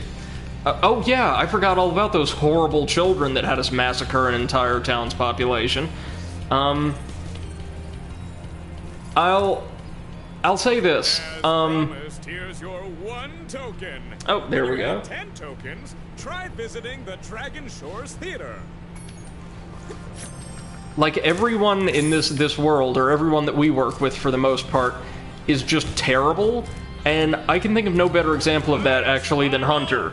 He's supposed to be, like, helping us, you know, gather all the orbs and talismans we need to get back home and defeat Ripto, and he personally gathers a ton of them, like, nigh on a dozen over the course of the game, or nearabouts. And he refuses to hand any of them over unless we perform, like, little feats of dexterity for his amusement, or help him get out of predicaments he finds himself in by murdering things. Nugget says, haven't dragons typically been chaotic neutral or lawful evil in history? History depends on what you're looking at. In what we would consider Eastern mythologies, so like Central and East Asian mythologies, or legends, I should say, dragons tend to be almost uniformly benevolent, wise, and kind of creatures of order and stability, so closer to lawful good. But if we're talking like role-playing systems, typically dragons are divided based upon like their name or typing or color into like chromatic dragons, those just named after colors, which are typically evil or selfish, and metallic dragons like bronze, silver, gold dragon, etc., named after jewels or metals that are more benevolent or benign. Nugget also says the NPCs in Spyro 3 are very cute and sweet. Looking forward to that, for the most part. Well, anything's going to be an improvement over these. Okay.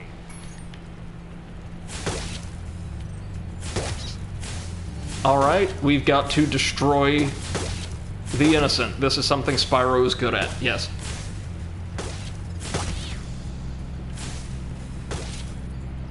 Nice shooting. Here's a token. I'll take it. We still got 4 more of these suckers, though. Yeah, sure. Okay. I'll set the timer for you. Nugget says, Western dragons have typically been, I want this, so I'm gonna take it. It's mine now. Sounds like a true neutral kind of thing. Depending on the system, yeah, either like true neutral or like, neutral evil. Like, role-playing, that time we just slaughtered a bunch of totally innocent water workers who were dancing for us. That's not a game, that's an execution, and it's awful. Sure.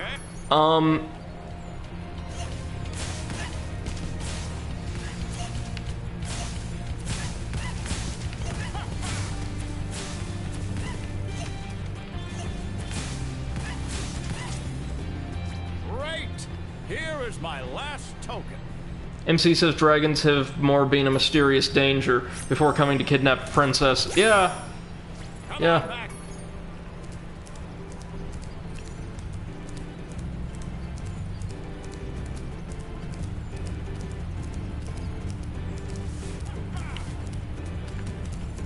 Wanna ride the...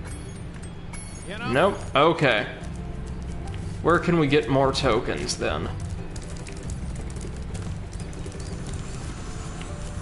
Maybe we can find some?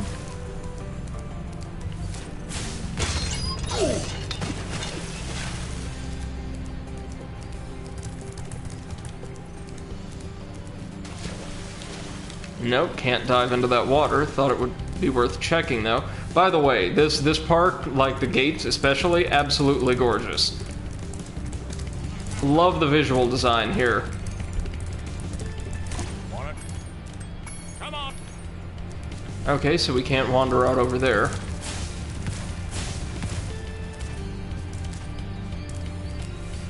Back to take a... Well... Back to take a... Well, it...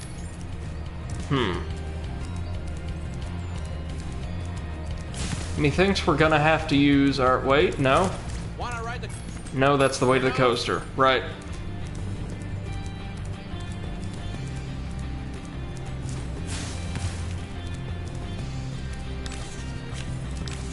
Anything? No? Okay. Hey there, young fella. I'd sure like to let... Well, I would love to enter the Dragon Shores Theater, but it looks like I've earned all the tokens I can easily here.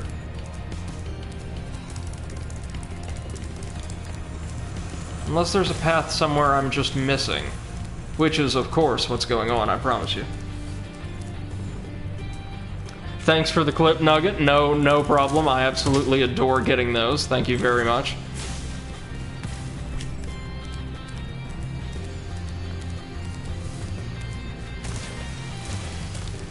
Okay. Try to win tokens. Yeah, I would love to win tokens in your weird, bizarre, like, Showtime murder parades, but I can't find the last one.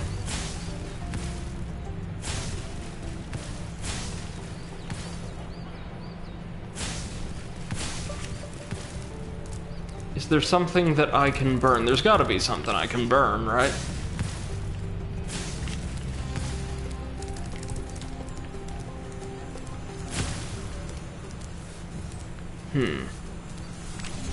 Let's see.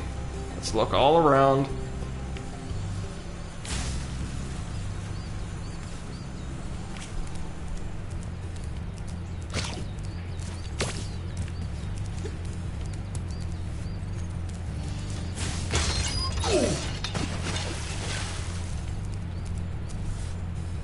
Okay, so we just got a bunch of earth menders or earth shapers over there. Sparks, you got anything for us? Nothing at all. Nugget says, despite what you claim, you still have a great sense of humor, even as a teacher.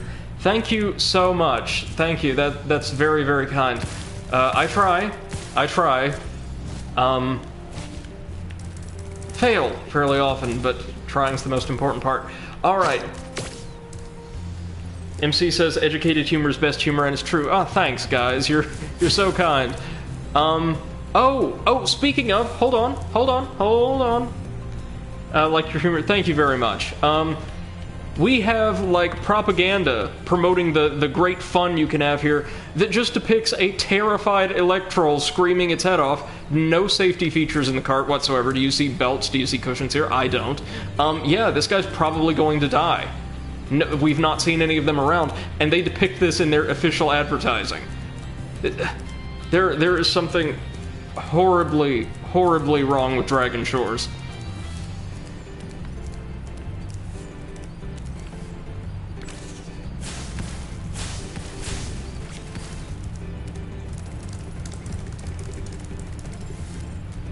Wanna ride the coaster? No, I don't want to ride the coaster just for fun, unless there's more tokens hidden on it, which, you know. Back to take a whirl on the... Oh, MC asked did I check the entrance water section. I did, but I didn't see anything. Let's check again.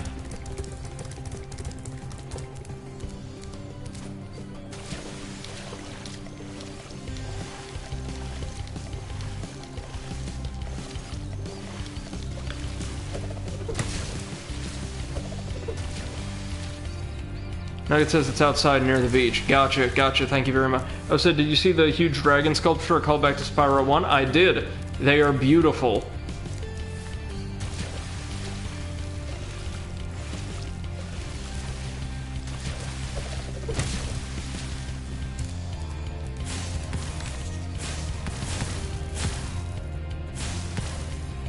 Remember, when in doubt, indiscriminately attack everything. Wait.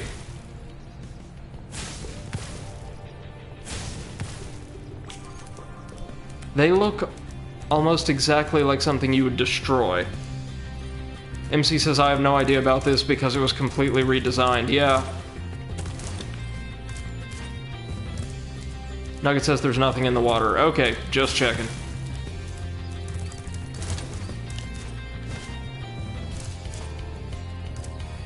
Back to... Well, it's pretty... Wait, hold on. Let's try this again.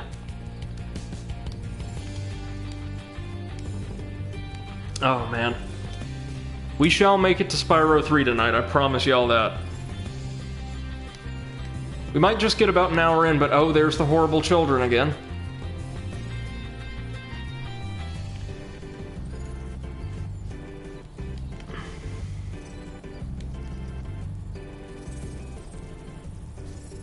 Nugget says shooting gallery, love boats, trolley, and ball target.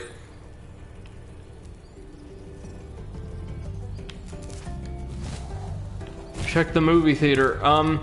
I tried, but I don't have enough tokens, actually. We just have 8 of the 10 we require.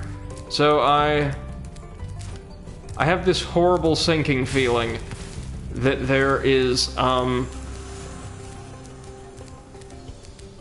there's a couple of them just hidden on the tracks somewhere. Wanna ride the coaster? Just Ball target again? We did before. Hold on, but there's not anything we can do with it. I don't believe. Or no? This is pretty easy, oh no, they do give us more, but only if we hit the token or the target with the ball. Okay. Oh, it's the chef from the same place as those indestructible babies. All right. Thank you for that very much, Nugget. All right, there we go. Have another shot.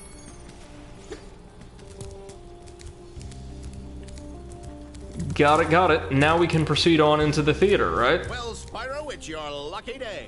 You've managed to win enough tokens to enter the famous Dragon Shores Theater. Go on in and enjoy the show. You know, and I don't just say this because I am effectively an omniscient, like omnipresent force in Spyro's world, but oh, it's the movie theater. That's pretty cool. Nice. Very nice. So that, friends, is Dragon Shores, I believe. The whole thing. Nice. But I say this not just as like an absolute force in Spyro's world, but I think just about all of the environments we had to fight our way through to get to Dragon Shores had challenges way more fun than the big amusement park he was constantly whining about getting to. It's very colorful and well designed, but yeah, Nugget says Spyro 2 done. Indeed. We're done, I believe. Let's see. Yeah, game total 100%, 8.5 hours. Not bad at all.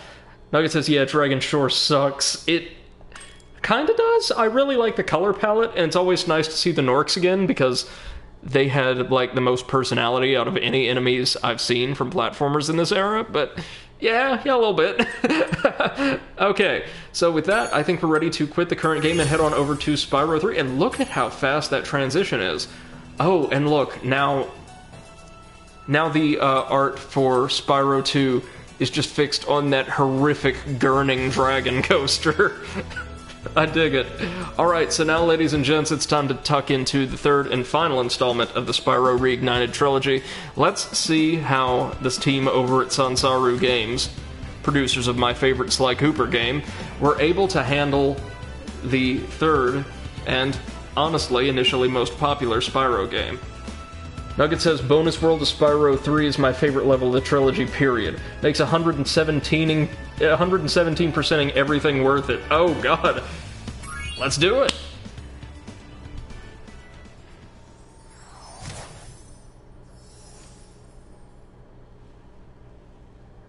I love how the little color of the running graphic in the lower right-hand corner is different for each game. I think in Spyro 1 it was purple, Spyro 2 blue, and now red for this one.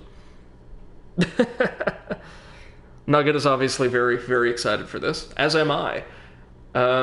This is the one I've been looking forward to. Save one particular level I saw, like the skateboarding or jetboarding level, one of them from her stream. Not looking forward to that, but oh, look, it's the dragons. Useful as ever. It's the best. I would hope so. Oh! I guess we've got our Allura knockoff here.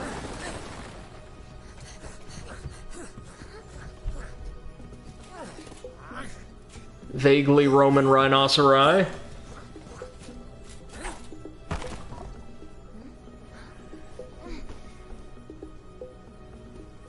These must be the Rhinox. I think they were reused for Enter the Dragonfly, because they didn't have much time to come up with, like, different enemies. Nugget says, in all caps, she's infinitely better than Allura. She actually has a personality and character. I would hope... Oh, there's Hunter. Useful as ever. And the artisans, useful as ever. So we've got a pretty basic plot now. The dragon eggs have been stolen once again, and Spyro's got to take care of everything because everybody else in his world sucks. We managed to capture the eggs, Your Highness. Every last one. Excellent. Maybe you will amount to something after all. Okay, I like this character design. Guard the tunnels. Stop anyone from coming through. I know I keep making constant Sly Cooper comparisons, but like, her overall design and proportions are oddly reminiscent of Ms. Ruby, a Haitian, like, Creole voodoo crocodile who acts as a chapter boss in the first game. And is kind of notorious for having one of the worst boss fights in the entire series. Where are the eggs? The holes came out on the other side of the dragon worlds. We found some of the eggs, but they were too heavy to carry back. The other side of the world? The Forgotten Realms. Spyro, you'll have to go. Nobody else can fit down the holes. Yeah, come on, let's go! Man, these dragons suck. Once again, it's down to the child because we're all so large. Find the eggs and bring them back, Spyro. You're our only chance. At least we've got Hunter and Zoe along. They're, well, Zoe's kind of useful and Hunter's there. Alright. Nice simple setup. We are in Sunrise Spring. Oh, that's right. I think I remember reading a long time ago, like years ago, the hub worlds in this game are actually themed after times of day. And instead of talismans, I think, we're just going to be collecting a large number of dragon eggs in each world. Nugget says, Hunter's there. Best description ever. Hey, I gotta call it how I see it. And seeing as how he made me play about a half dozen weird little mini-games in the second game, just to get our hands on the relics we needed to save the world that he was also trying to save, yeah, I have a feeling he's going to be more an impediment than anything else. But I like him as a character, so glad to have him around. Oh, check this out, guys. We've got the head bash to begin with this time. Can we still flutter? Yes, we can. Everything looks as gorgeous as it did in the first two remasters. I like that. This looks very reminiscent of, the Magic Maker's homeworld from the first game. Oh, and right off the bat, we have our first dragon egg. Nice. Oh, and they all contain different baby dragons. Oh, that's not horrifying. That's not horrifying at all. Okay, yeah, no, good. Just take it away. Thank you. Nugget says, yes, eggs and gems. MC says, don't worry, Hunter will never change. Except in the Gritty Reboot trilogy, where they tried to make him a very serious member of, like, a ridiculously grave and noble, like, race of forest hunters. Use the right stick. Hey, Maisie, glad you could join us. We are just now starting Spyro 3, and I'm so glad you can be with us for this. Nugget says you'll immediately notice that the soundtrack has a different vibe. It's almost like it combines the best aspects of the Spyro 1 and Spyro 2 soundtracks while having its own flair. Macy said my training for the new position went well today. Excellent, excellent. I'm so glad that's going well. How long is the training period going to last? Like, is it a week? Something like that? A week, 2 weeks?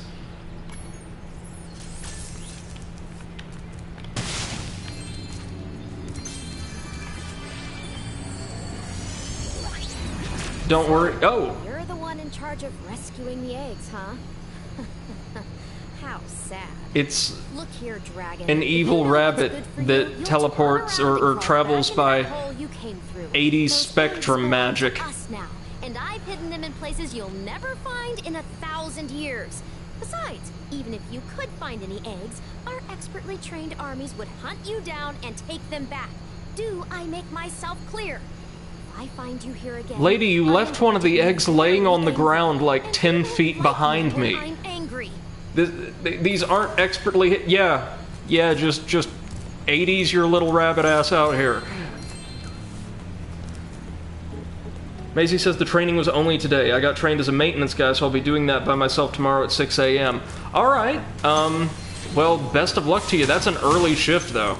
Reminds me of the time I had my early morning radio show in undergrad. Had to be, like, well, up at 4 in the morning and at the station by, like, 5:30. It's rough. Oh no. So, we've got a character, perhaps a playable character? I know there's several brand new playable characters in this game. Locked up in a cage by the War Profiteer. Good, good. Nugget says, every level in Spyro 3 is great, so hard to pick a favorite. Bianca, best character, not even kidding. Looking forward to seeing more of her. And Maisie says, I have to filter out all the dryers, clean the bathrooms, make the lobby nice even though it's closed, etc. And thanks, I appreciate the good luck. Oh, no problem. Sounds like, especially given the pandemic, you've got a lot on your hands. Yeah, best of luck to you. You're doing a very important job, believe me. Nugget says, coming out of my cage and I've been doing just fine.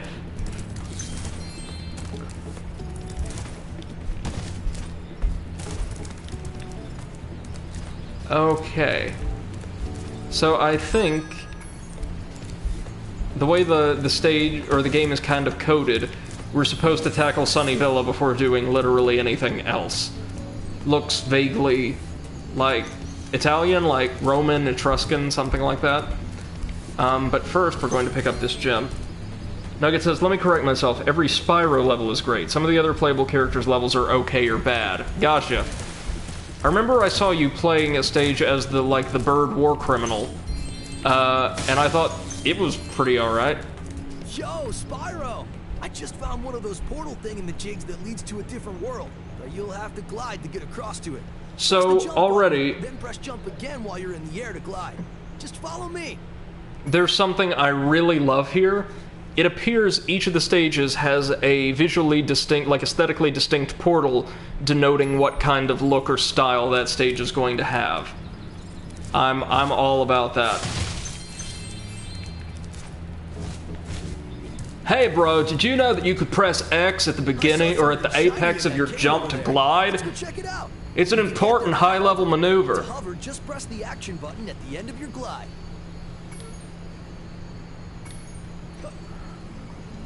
Maisie says, I never expected to be a maintenance guy. I've been at my job for a year and a half, and we just fired one of the guys we had. Oh no, that's awful.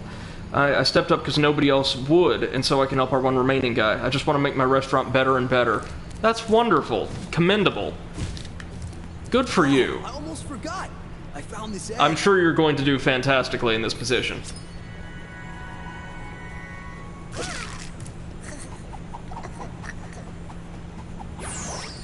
Okay.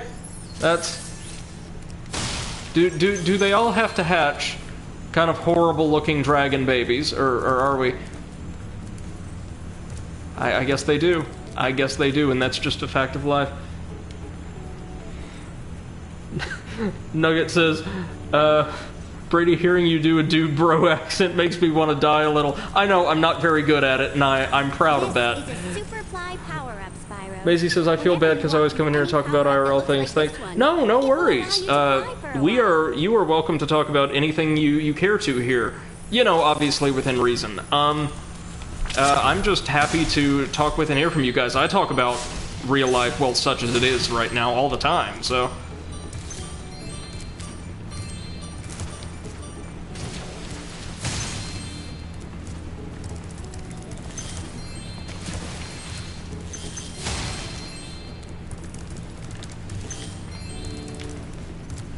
Nugget says, oh, the dragon babies being ugly in this game made me so sad. They were actually very, very cute and sweet in the original. I don't know why they made them ugly. It's not necessarily that they were going for ugly.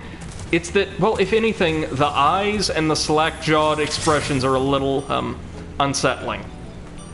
Like, they clearly tried for something else and just didn't get there. Oh god, oh no, oh no. Oh, well, that one... was alright. MC says they're cringy, like unpolished.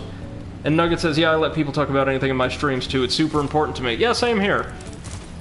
Also, now that we've got a fair number of people both in chat and just in the audience, I want to, of course, say thanks so much to everybody who's turned out thus far, whether you were active in the chat or just along for the ride in the just watching the stream. I am super, super grateful for your presence and your your support. As always. Thank you. Okay, and looks like we will unlock more stages as we go along. For a dinner party at the Tiki Lodge, and the portal to my home just stopped working. Maybe the portal will reactivate after a few more dragons hatch. Okay, oddly Australian Tiki Golem, we will get you back to your home. But first, because it's a Spyro game, sheep gotta die.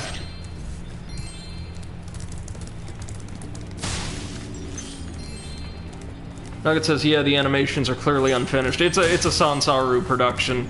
Of course it's rushed. Oh! Oh no. Ugh. Oh, take it away. Oh god, take it away.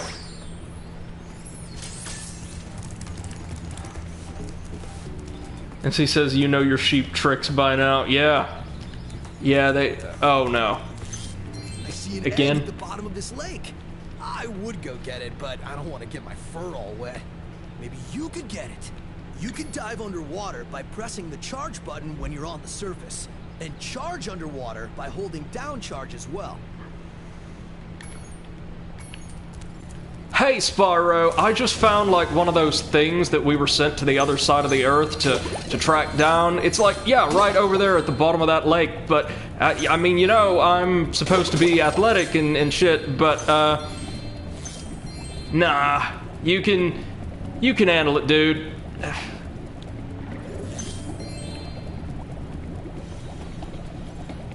A character that was absolutely necessary here. Nugget says, Sansaru tried though, keep in mind they only had 3 to 4 months, they were done dirty. Oh no, I agree. You must be so proud, Bruce.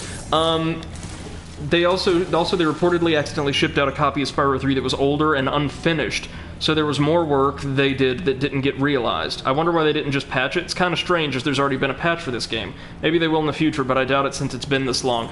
Well, apparently, according to someone who stopped by our chat a couple days ago, there is some kind of Spyro project in the works for 2021, and maybe that's where a lot of, like, the franchise's energy is being expended currently. Oh, they're bringing the Balloonatic back. That's nice. Oh, the seahorses from the sewers are back, it looks like. Oh, as well as a Sparks stage. Good. Good. No, I am a big fan of Sparks. And adore that he's going to be getting some of his own content. In the Dark Cruddy Remastered trilogy, he was actually voiced by a succession of pretty big-name actors, including David Spade and I think Wayne Brady. The game camera is currently in passive mode. Oh, yes, yes, yes, we got all this, thank you. No. Okay.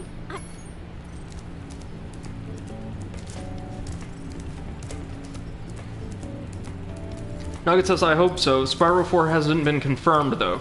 The rumor stems from the law that whatever happens to Crash happens to Spyro 100% of the time. So since Crash 4 was announced, Spyro 4 is inevitable. Here's hoping. I mean, I haven't looked at the figures, I probably should, but I get the impression that this remastered trilogy sold just as well, if not a bit better than Crash's did, roughly so. MC says, unless the market crashes. Oh!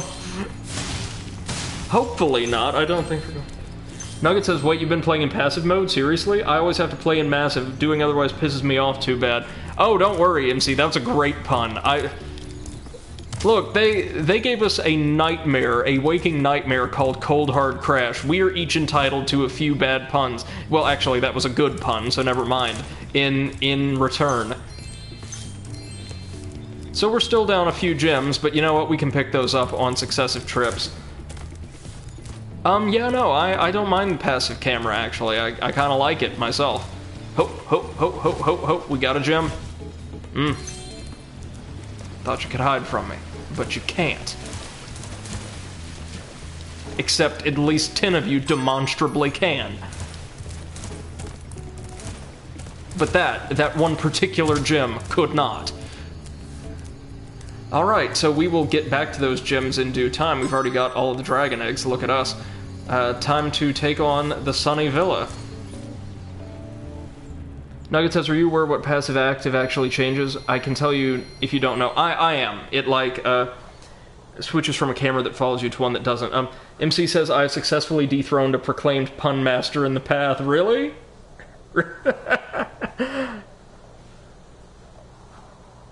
I'm a huge fan of Roman architecture and motifs especially, so I think we're gonna have fun here. Yep, this is Spyro's take on ancient Rome. Or, more specifically, like, Latin and, like, southern Italian cultures.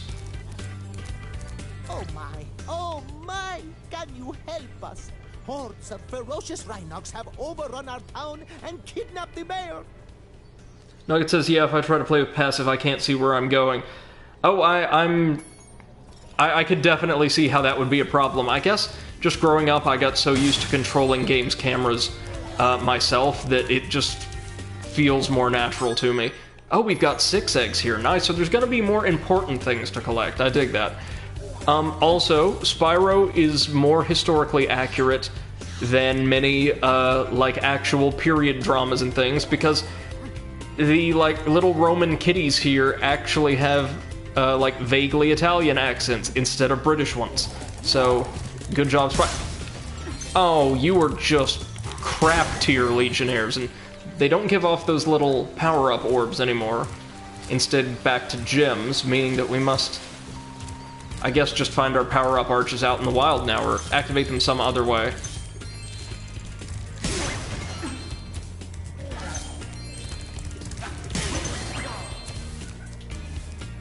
We showed those 2 bullies. If they hadn't outnumbered me 2 to 1, I'd have finished them off ages ago. Sure you would. Okay, got anything else for us? You gonna maybe open this gate? No? Oh god, giant Legionnaire crocodile rhino thing with a leg of mutton. That's going to be... What's this one even doing? I'm nowhere near it. Is this just how he spends his free time?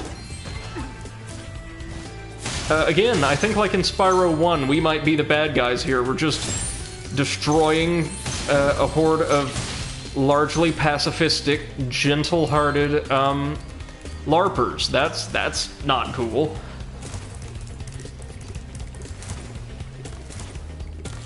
Level design is beautiful, by the by. Nugget says, well, passive-active was an option in the originals, too. Cool. Because Spyro had tank controls where you couldn't use the stick to move the camera, you had to use the bumpers. In fact, the only reason passive exists is because it helped people's motion sickness to not be as bad. Back in the day, when people were too used to fix cameras. I gotcha. That's really interesting. And also, oh god, Spyro with tank controls. That... Well, it sounds like it might work for the first game, but... Boy, I'm not the world's biggest fan of tank controls, so it'd take a lot of getting used to for me. Okay. So these guys, the Rhinox, also have a lot of personality. I mean, just look at that expression. But can they equal the inherent charm of the Shreks? That is a high bar to reach, friends. Genius.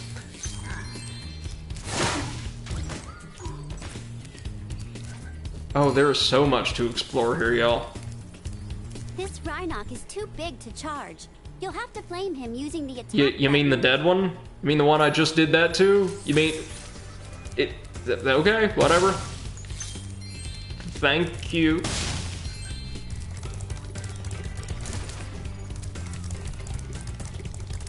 Alright, here we go. Nugget says you can still move the camera with the bumpers if you select the classic control scheme in the menu. The originals have no vertical camera movement unless you hold down triangle and go into that zoom function. Oh, man. That's rough. I can see how some of the mini-games, or, like, very, very fine platforming challenges would be made quite difficult with that, like, control scheme in mind. Yikes. Nugget says, since the originals had crap camera controls and no vertical camera movement, active camera was a must back then. I get you. Now I can definitely see that. No way in hell I can make that work with this. Oh, we're about to get even more verticality. This will allow us to reach those pillars Yeah, right over there, and the egg at the top of the aqueduct. Oh, y'all, there's just so much to collect here. I'm loving it. These levels seem to be even more densely packed than those in Spyro 2. Awesome, awesome stuff. Nugget says the camera stick you have in this game is such a privilege. It is. It definitely is. MC says, I mean, the verticality of the game was adapted with these controls in mind. Is that so? Like, some of the level designs were altered a bit. That's really cool. Okay, let's get this over with. Ugh. That's the real challenge here, like making it through the baby dragon introductions without gagging. Is there going to be a skill point for burning all of these little shrubs? I bet there might be. I was going to say I bet there will be, but then that would have been an absolute statement, so based off of my luck, I would of course then have to be wrong. Now, let's explore that little alcove that we can glide into from the top of the tower. Nugget says in Spyro 1, 2, and 3, you had to do blind jumps sometimes, but here in Reignited they're easier because you can look down first. Oh yeah, and see, this is the kind of thing that we talked about a couple times with Crash. Modifications being made to the games for, like, quality of life purposes. And as it happens, believe it or not, the remasters for the Crash Insane trilogy actually do make the games significantly easier and more accessible. I know, right? Oh, great. So we've got to pay, Winnie the Jackass to free the kangaroo before we can access her here. Okay, so we'll have to come back to this stage at least once. Nugget says makes it a lot easier to tell distance and depth, and MC says Reignited players have it so easy. Well, yeah, but I'm not gonna complain. Not coming off a Crash, I'm not. Nugget says, LMAO, please return in a few years. Not gonna happen. We are coming right back here afterwards, because we'll have probably more than enough to Each time a fairy zaps you, buy her. It means your progress has been saved. If you get into trouble, you'll return to the last Nugget says you're gonna love the originals whenever you get around to playing them, Brady. I hope so. I mean, this is gonna be a really tall order to match, I think. But I should hopefully still have a fun time with those. Nugget says, I sure do love buying women. Look, Moneybags is probably the worst character in the entire trilogy. Morally, objectively, from a gameplay perspective. He's an arms dealer. He deals in slaves, apparently. MC says you missed something in the previous area. Did I now?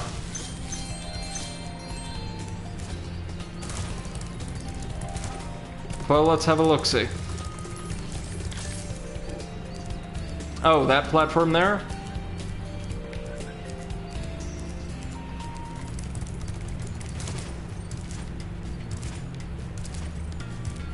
Oh, yeah.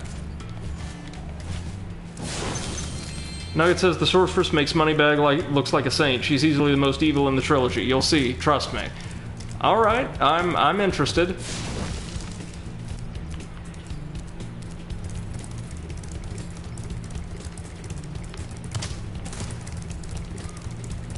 Now we're gonna chase down a giant Rhinoc and a giant chicken. Fun times. MC says Spyro 3 teaches revenge. Oh, well, speaking of, here's another one of these wonderfully brave little lions getting chased by a very tiny gladiator. Could have worn him down sooner or later. Oh, of course. Nugget says yes, and also, forgiveness. Interesting. We're gonna be learning some moral lessons over the next couple days, kids. And if my experience with Hand of Fate taught me anything, it's that I could probably use a few of those. Oh, here we go. Giving us access to this forum, I guess. Rescue another town. Esmer, I ordered you with one of our famous giant chicken eggs. Well, of course. What else would you be known for? MC says, reminds me of Metro Last Light. The morality was cringy, but it was present. Never played any of the Metro games, actually. Oh dear. Oh no.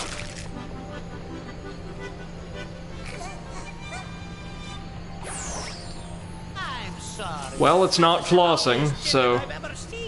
Agreed, but it wasn't flossing, so I'm gonna count that as a win. We should be able to get our hands on some more treasure, and like, oh! What is this? Never seen one of these before. Skill point, there you go. Oh, no. No. Hey, Spyro. I found this gladiator training arena that also makes for a pretty cool skate park. Care for a Of test course, your you're boarding like an obsessive skater. Of course you are. I bet you can't catch all 15 lizards running around here. Just come back if you want some boarding tips from the master. Nugget says, Reignited took away violence against the character NPCs. In the original, you could beat the absolute crap out of the lions and other NPCs by ramming into them or flaming them. Oh, that would be fun. And MC says, Metro 2033 is amazing, Last Light is interesting, Exodus is somewhere between the two. Yeah.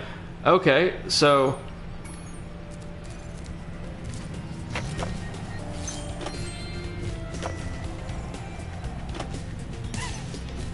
Okay, let's, just attack some of... Wait a minute, these are the same little lizards from the second game.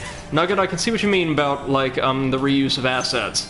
But, that's okay. I guess they serve a purpose here.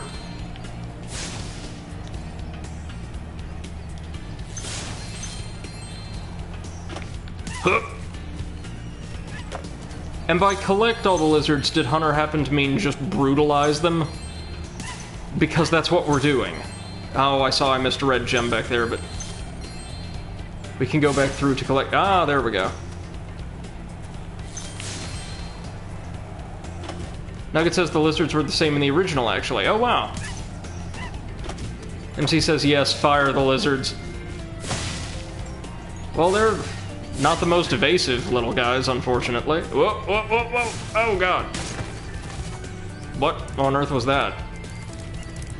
Oh, you actually have to control yourself during the tricks. I thought they'd be more or less automatic. Interesting.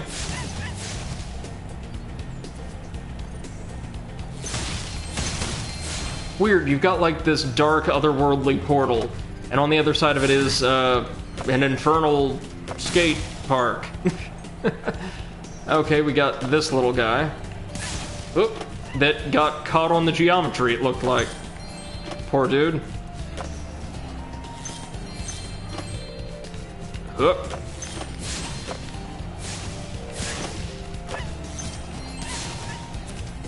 Now let's get all our gems. How many gems have we collected? Not even 300 yet. That's not a good sign.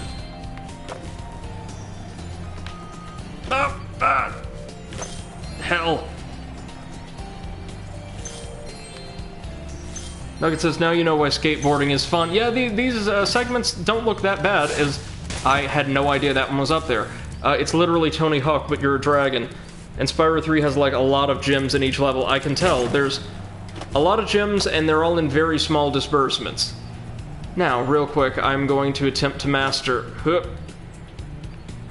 There we go. You actually have to reorient yourself. Okay.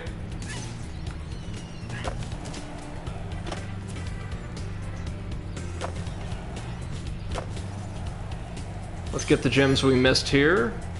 Good, good. And now there's a row of pots over here. Good.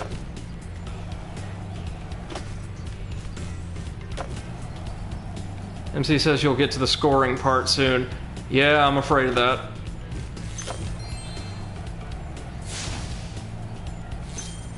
You can definitely tell this was produced at the same exact time that, like, the Tony Hawk Pro Skater games were popular.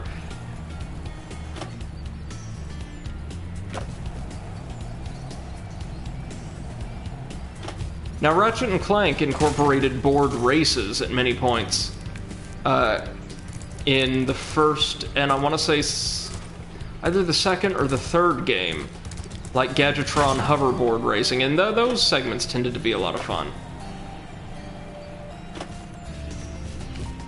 Okay.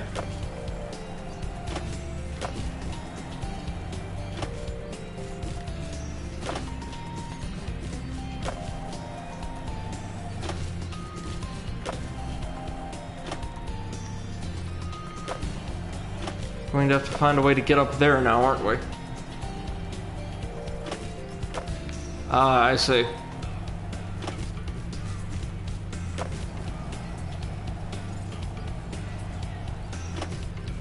I see.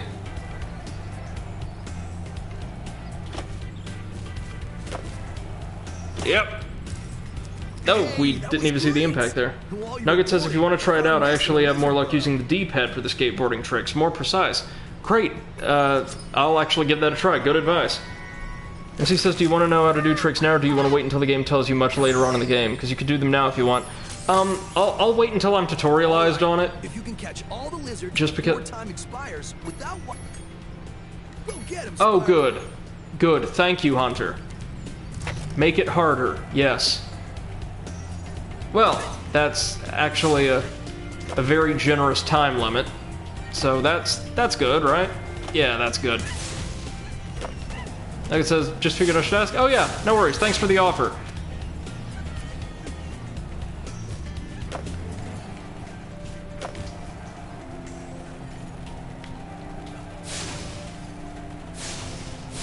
Alright.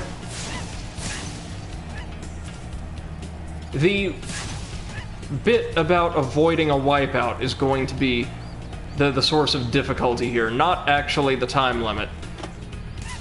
Time limit, as I said, is surprisingly forgiving.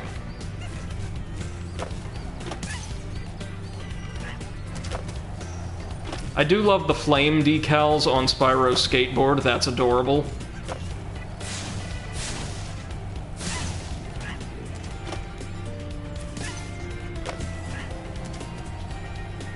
Okay. Doing good so far.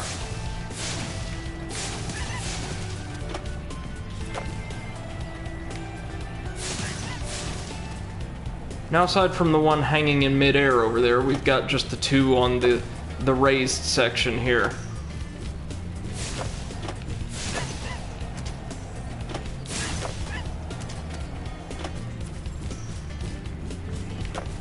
Good.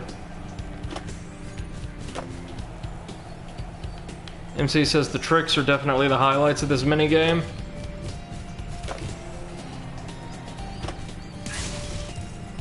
Whoa, that was sweet! And look, there was another egg in the lizard burrow.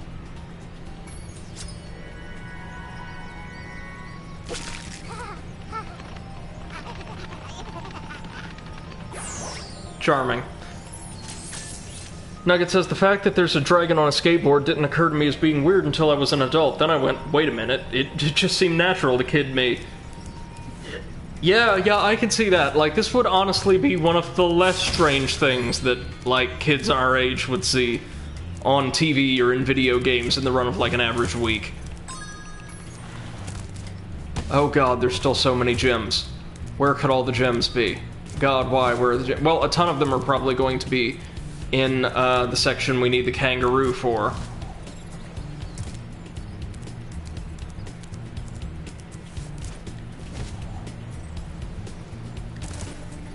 Let's do a quick run around to make sure we didn't miss anything obvious, as that is a thing that is wont to happen around here.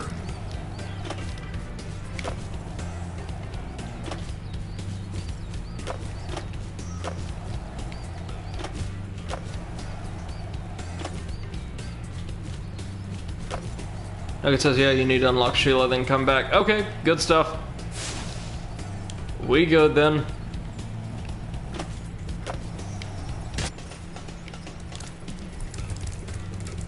Good to see that Hunter is already continuing the tradition of hiding collectibles from us until we perform some asinine challenge for him.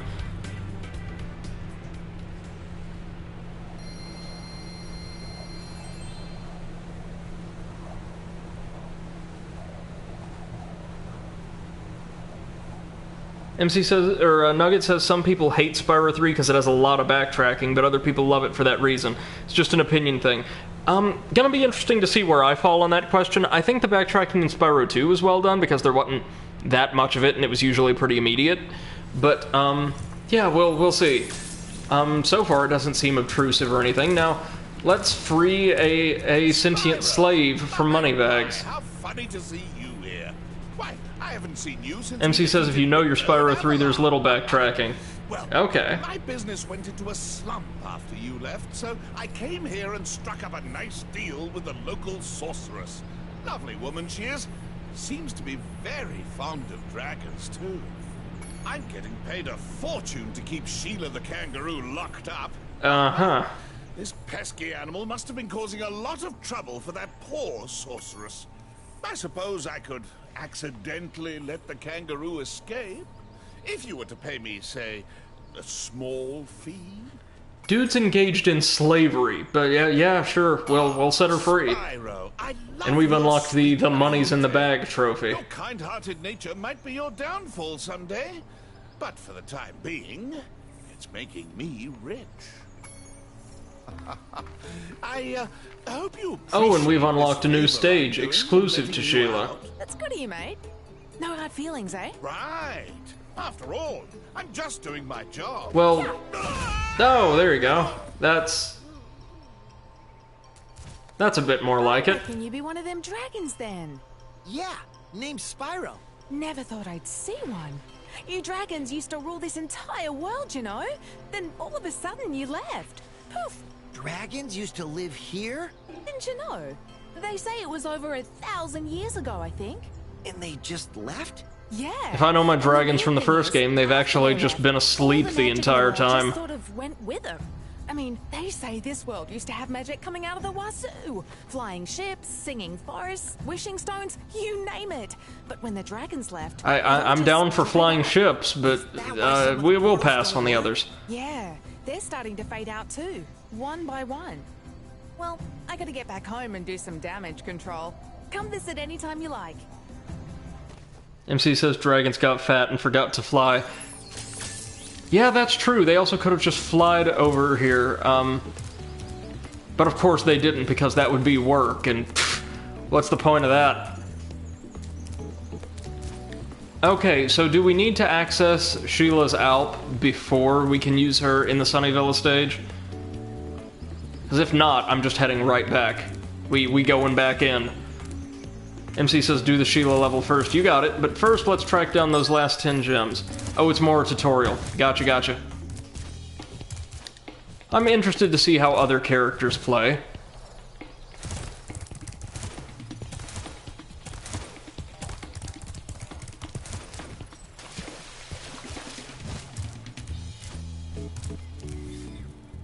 Oh! Look, it's one of our buddies from the villa. I don't know how this balloon works, but I think we can get it working if you bring back someone from each of the other worlds. Oh, that's a cool way to transport oneself from world to world. That's brilliant. You get to bring back all your friends from the other realms. Ha! Okay, we just need 5 more.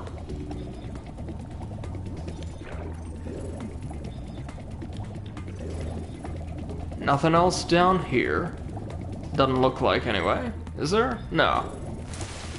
So maybe something underground? Oh, and we should at this point have enough eggs to unlock the, oh no, here we go. A vase. And a rock. Oh yeah, that's where Bruce's dragon egg was. We should have enough to unlock this place. My portal is working again. Come visit me at the Tiki Lodge. The Tiki Lodge? Oh, Molten Crater. I was about to say, is there an entire world just called Tiki Lodge? That'd be amazing. Like this clearly, like, fabricated theatrical tourist trap? That'd be amazing! Alright, let's dive into Sheila's homeworld. This'll be interesting, some kind of mountainous terrain.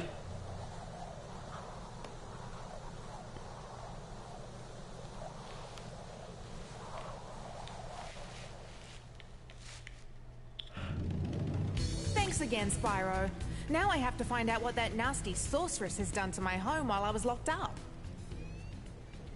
Nugget says, yeah, do Sheila level before Sunnyvilla. Alright. We're... Hiya, Sheila. While you were gone, a bunch of rhinocs kicked us out of our houses. It's okay, though. Bobby, Pete, and I are working on a clever plan to take them back. Billy Goat, Bobby Goat, and Pete Goat. That's actually kind of funny. Okay. So, as expected, jump height is kind of her thing. She can double jump.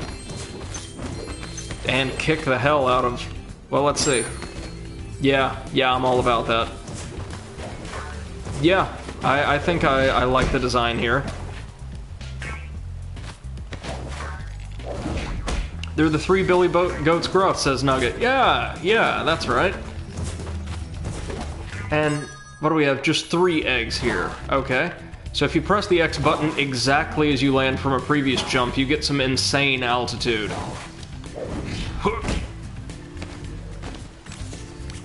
Follow Bobby and Pete up there using your air hop. It's easy. Just press the jump button again at the top of your jump. Alrighty.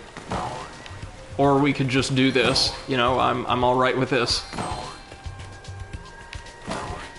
So what's up with the Rhinox here? Oh, they're just like mountain climbers. Dead mountain climbers. Yes, these lovely little crates, or, listen to me, I've been playing too much Crash. These lovely little chests make a comeback from Spyro 2. You can get up really steep cliffs like this one with your double jump. Press the jump button, then press it again exactly when you hit the ground to do a double jump.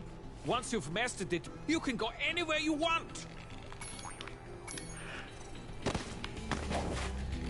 Anywhere? Alright. Sheila, let's bounce our way to Seoul, South Korea. He did say anywhere, so we can theoretically just, like, leave behind the game world and hop our way across the multiverse. That'd be nice. Alright, Home at last. Here, I was saving this to make an omelette, but I think you deserve it more. I was going to kill this sentient creature while it was still incubating, but... no. So we technically just saved a life from our friends there. But it's one of the baby dragons, so I'm seriously torn as to whether or not that's a good thing. MC says spaceship Sheila. Oh man, that'd be great. Interstellar platforming kangaroo.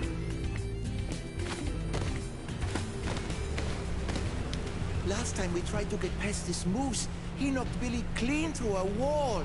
If you don't mind, we'll just hang out here while you give him a good kicking. Last time we tried to get past this... Ah, okay. Gotcha. Well, let's kick the moose.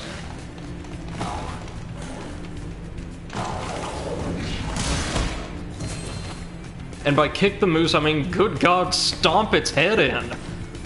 Jeez. MC says, imagine Sheila jumping all the way to Cardos. Oh man, and then just like kicking him right off the tracks. That'd be sick. So she controls really well. I dig her style of gameplay, and I have a feeling it's going to be used for some really intense platforming challenges down the line. This is, yeah, I approve of this character. Good stuff.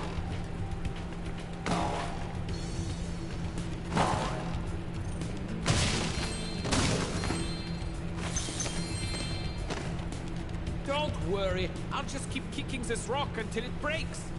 Kicking it? Do you not see the horns nearly the size of your entire body on top of your head? Come on, son, get with it. There you go. Hey, Sheila, let's play a joke. Take this egg and smash it on Billy's house, okay? I need to get him back for the last time he butted me off the cliff. You guys are all just horrible. Why are we helping these degenerate goats? Oh. I'm not proud in the least of that.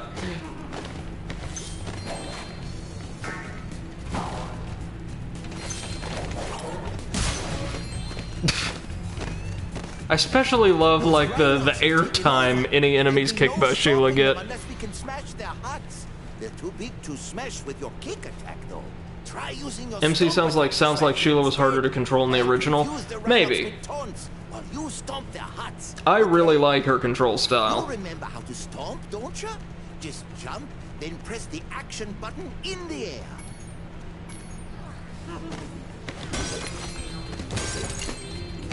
Alright, let's do it. Let's destroy an entire settlement. Because clearly, it's these 3 goats who deserve to own the entire mountain, not the Rhinox, who are clearly so numerous as to establish their own village.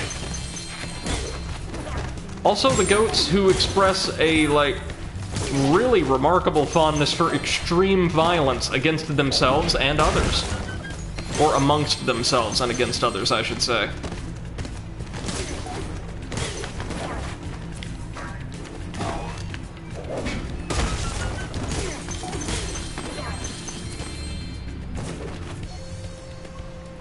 Nugget says, you know the joke you just made about the omelet? That's an example of what I meant by the dark humor being more subtle. Firstly, thank you for the clip. And second, yeah, no, I could tell there's that, and then the constant references to the goats attacking or trying to kill each other.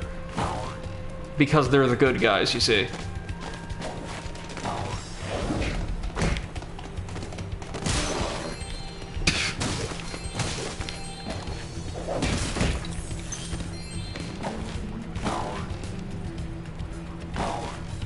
MC says you've been goaded into violence. Oh, man, that's a good one. That's a good one. Well done.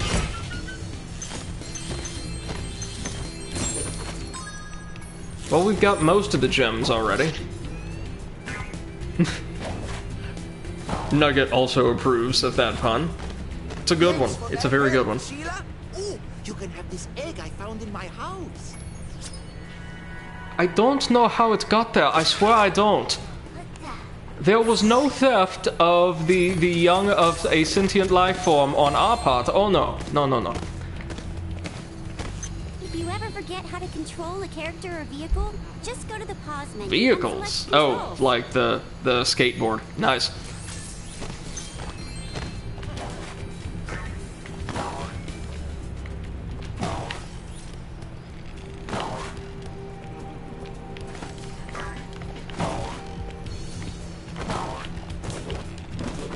Okay, so this kind of carving at the top of their lodge is terrifying. Like, is this a chapel to some kind of fell goat god? Nugget says Sheila is practically just a vehicle, to be honest. Yeah, I mean, kinda. But, oh, you thought you could hide. You can never hide. Alright.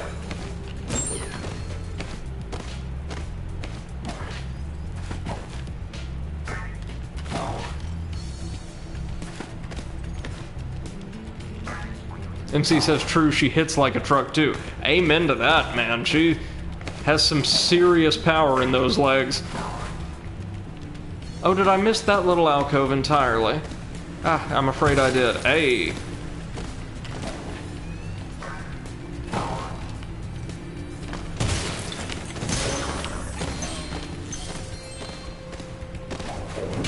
Nugget says, I've seen bicycles with more personality than Sheila.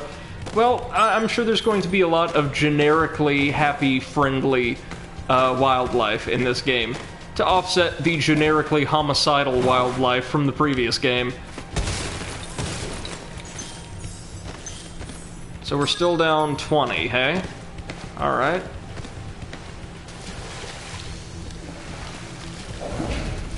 Okay, you can't do water, that's fine.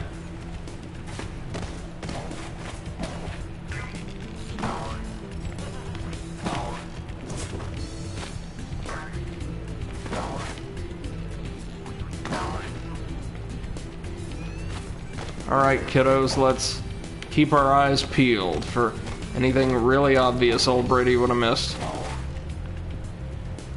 Nugget says they made up for the happy, friendly characters by having the sorceress be genuinely terrifying and scary.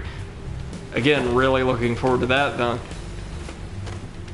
And I think we could use some happy, friendly characters after whatever happened in Spyro 2. Where everyone was legitimately just horrible. I mean, that was amusing in its own right, don't get me wrong. Speaking of horrible. Okay.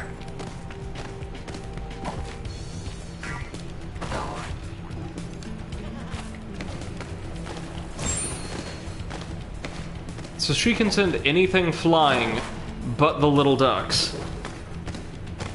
Nugget says Spyro 2 feels like a fever dream. Yeah, kinda. It's very, very weird. It's just like a oftentimes context-free circus of wanton violence. It's a lot of fun, but you don't actually want to spend time breaking down that lore. MC says behind the waterfall? I'm sure. I'm sure now that you point it out. If so, it's very well hidden because it looked like there was nothing back there.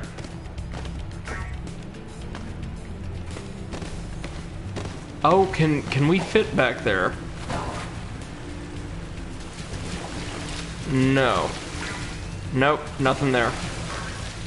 It's probably going to be somewhere around or near the exit portal, I bet.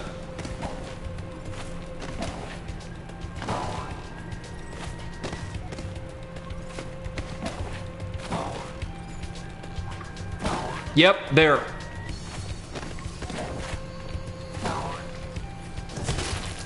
Decently well hidden, actually.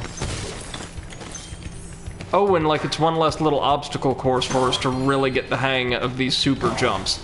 That's so cool.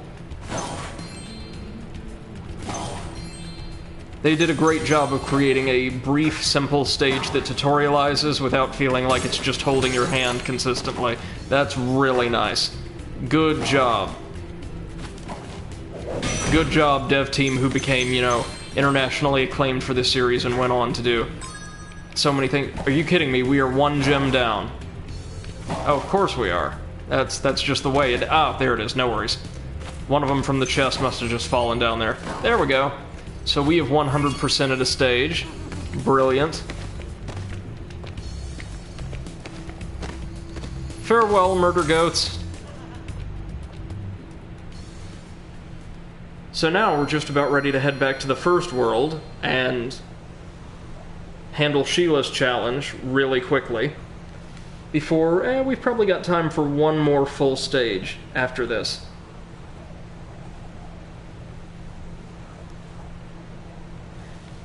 MC says, or corrects us, friend murder goats. That's true, that's true. We have terrible friends in universe. It's these guys and Hunter. Speaking of.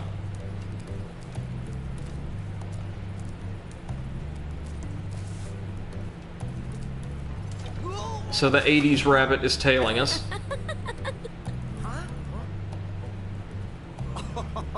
Look out, Hunter. It's the scary sorceress. I warned you already. This place isn't safe for small dragons and pussycats. Huh? Thanks, but I think we can look after ourselves. Try looking after this.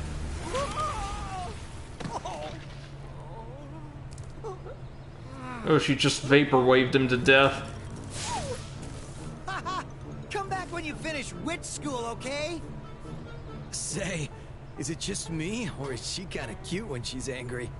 Oh, that's why you're here.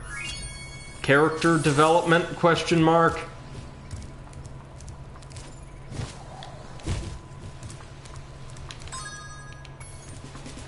Alright.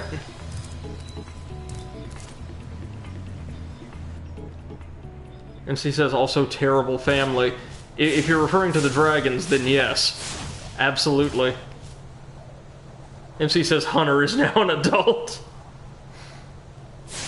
He did look legitimately confused about something in that cutscene. I'm sure the dragons and tigers, or they're lions. Lions are what they are. Lions and tikis can explain it to him, so we don't have to. Oh, did we somehow seriously miss a gem near the entrance? Alright.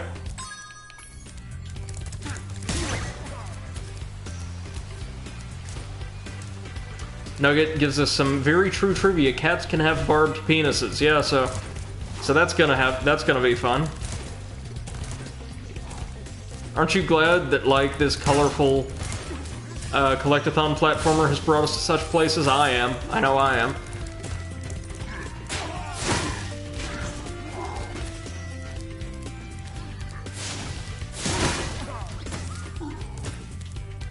Oh, the poor Rhinox, man, they try so hard. So yeah, Sheila now has one of these weird teleportal doors as well.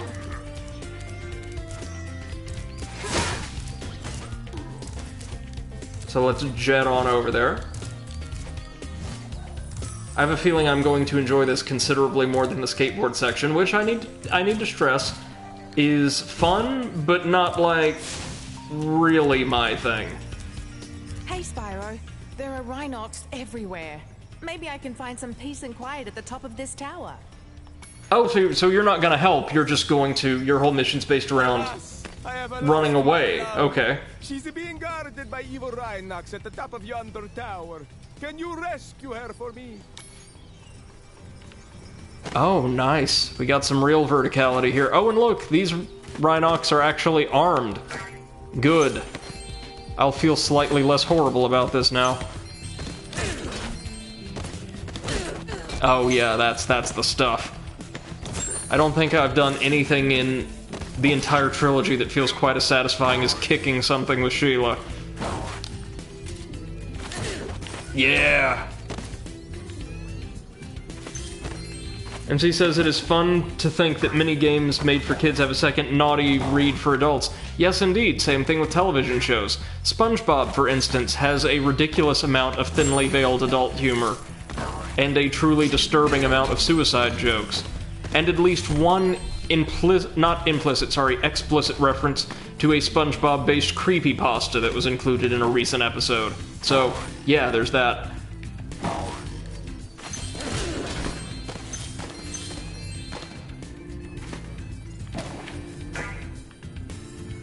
Ooh, we hit the jackpot, kids. Yeah. Yes. Yes.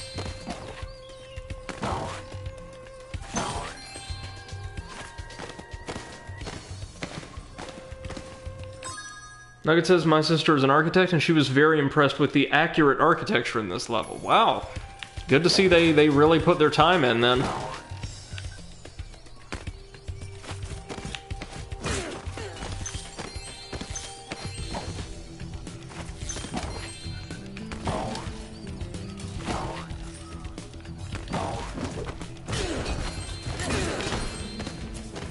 And all of the Rhinox are going to be dead. Oh, did we miss any gems on these platforms? No.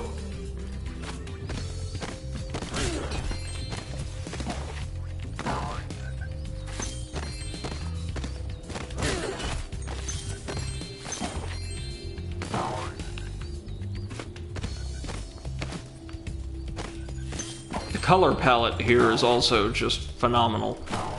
Really well done stuff.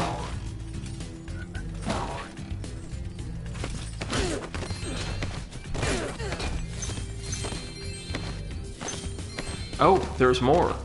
But wait, there's more. Including, hopefully, a ton of gems, because we kind of need those.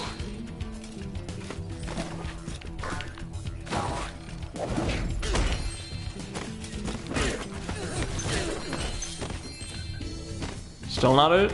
Oh, wow. This place has got some height to it. Nice. Very nice.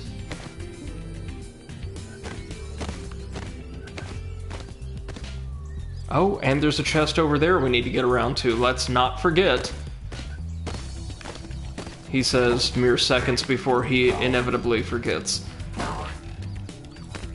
Oh, looks like she's perfectly fine. Since you're here, I've got a restraining order against him.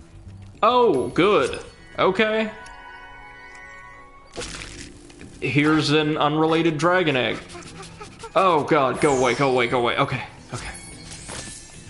If you see Marco, please tell him I've moved out. You got it.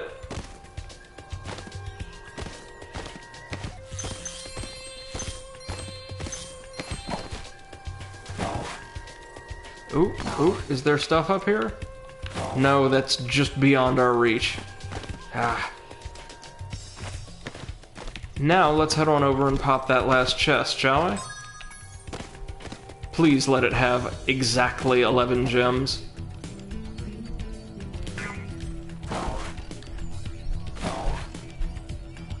Oh god, this control is amazing. You really feel the height from these jumps. Good, good stuff.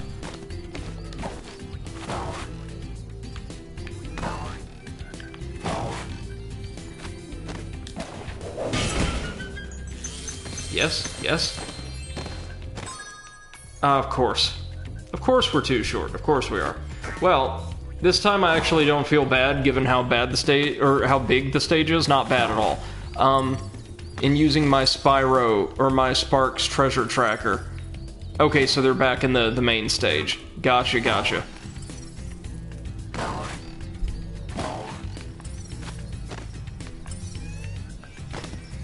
Good to know. Ah, got it. Oh, there it is. MC says I'm going to sleep. Alright, man, thanks so much for stopping by. Always glad to see you. Always glad to hear from you. Hope you had a fantastic day and early morning, so please have a wonderful night, and we'll see you tomorrow at 6, hopefully. Or during our 6 o'clock stream. So with that, we've got everything from that stage, and of course I missed one gem, one green gem in the tall grass, as we always do. And we have time for, I think, one more. I'm not completely averse to using the Sparks radar now that some of these stages are split into like multiple screens. If it's clear there's like, oh, a green gem specifically I'm missing. Any other color I do a decent job of tracking down, but greens, for whatever reason, I just cannot find. Alright. Full completion there. Now it's time to head on over to the Cloud Spires. Looks like it's going to be a bit more mystically themed in the last couple of levels. Also, we're getting like our sky themed stages in early. Typically they've been kind of late game reservations for the past 2 games. Broadly speaking, I mean.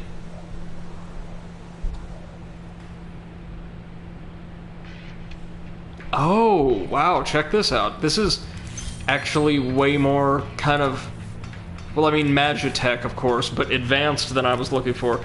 Nugget says Spyro 3 has incredible variety. I can tell. Like, I love the idea that every stage has a completely different theme.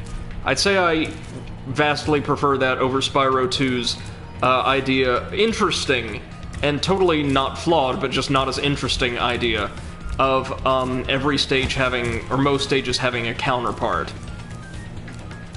So we've got, like, these Icarus Rhinox.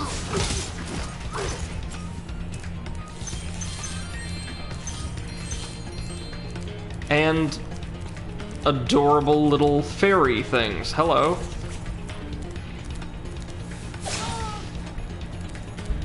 Okay. So this switch is no doubt. Okay. There we go. And I may never see a rainbow again. Alright, so we've got to work up some rainbows for these Care Bear knockoffs. Got it. That is as noble a mission as any we're going to get, I assume. Nugget says you broke it for a sec. Well, that's just the way I do.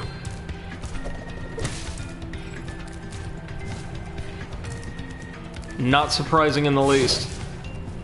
By the way, did you check out any of, like, the Spyro 1 Let's Play or, like, highlights I linked in the Discord?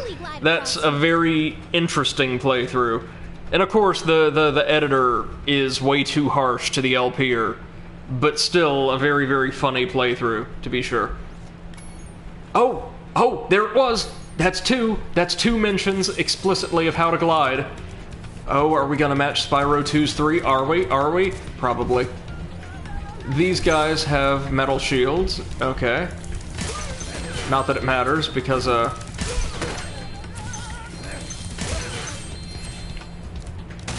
they're dead. This is going to be a glide-centric stage, no doubt, because they want to, of course, make sure we know how to press X at the apex of our jump to glide.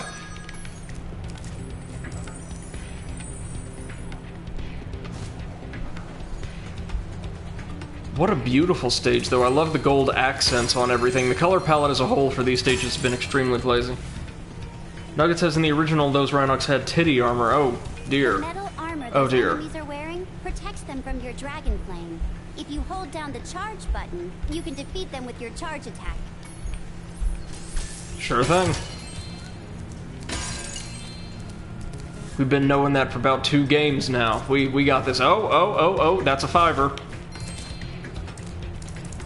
Gems seem to be a bit more few and far between in this game, so not in terms of number, but I mean like spread out way more diffusely throughout levels, so I'm not about to pass one up. Nugget says, yeah, like with pink tip nipples, it was hilarious, but I'm not surprised it got cut. Yeah, I can see why that wasn't a good look. Jeez. We're probably going to need the rainbow or cloud generator activated to actually be able to use those platforms.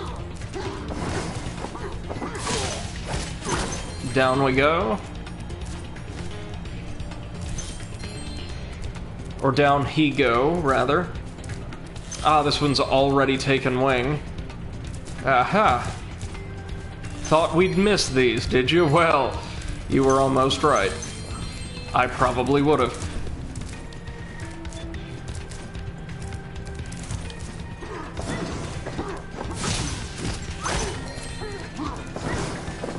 Oh, horrifying baby dragon. Let's do it.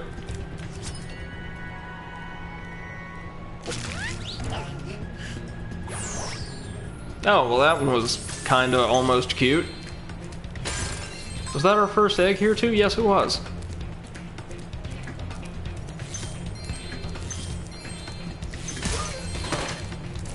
Man, that one really had like a full-on model walk going on. Good going, Rhinox.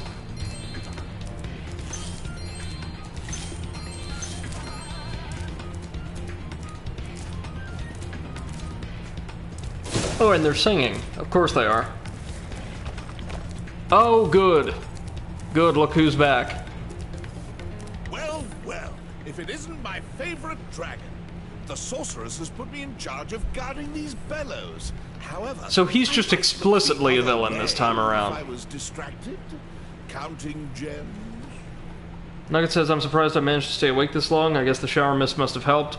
Usually they make me more sleepy. I find my showers typically have a better effect of waking me than anything else. You may now use the bellows anytime you wish. Glad you've been able to stay up with us, though. Good. There we go.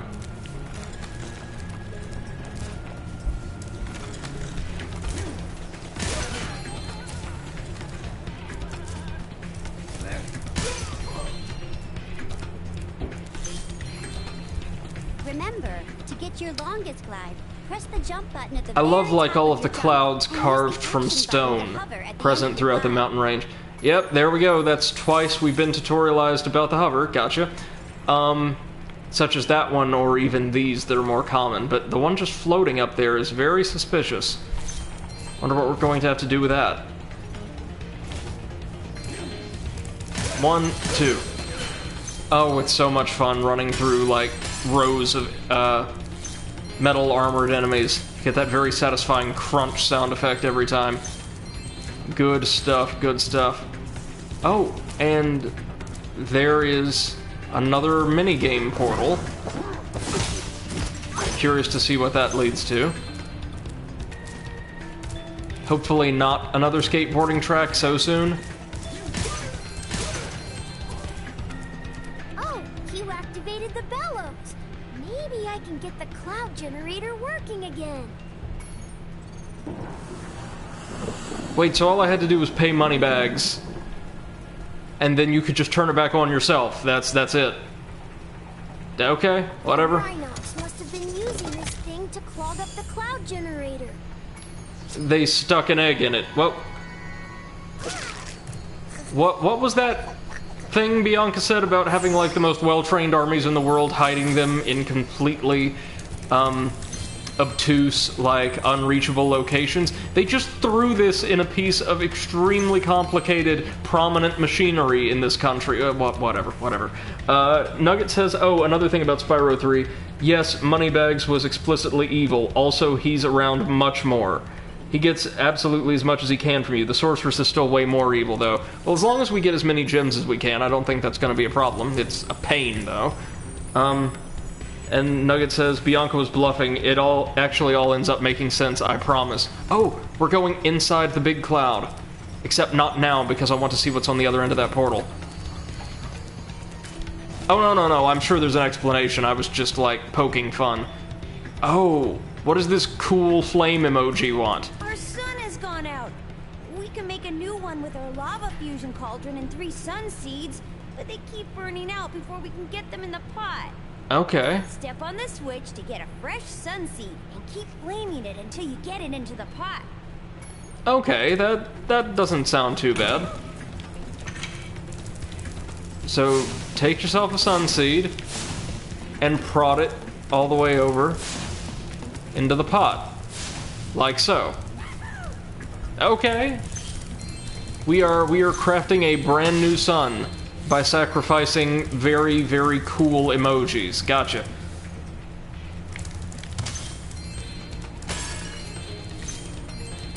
I mean, Nugget, that's just... I can't see it as anything else. This is... They introduced a flossing skeleton into the game for the children. So I can only imagine that we have, like, prime emoji here for the same reason. I'm already terrified that in Crash 4, a dab is going to be added to his victory dance. So, like, this is already too much for me. But they look the same in the original? Okay, good. That's much better. Oh, what you doing? Oh, I see. We got ourselves a little platforming course here. All right. Thumbs up, dude. Gnarly. Far out. Tubular, copious amounts of marijuana. Alright. I'm sure I missed one of these alcoves. No, it says 2000. They had sunglasses in the 2000 version too, because it was 2000. You're the dragon and all. I gotcha. Well, there are no copious amounts of marijuana in this stage, but we did miss some pot. Sorry, I've been mainlining George Wood reviews all day. And his infectious dad humor has gotten to me.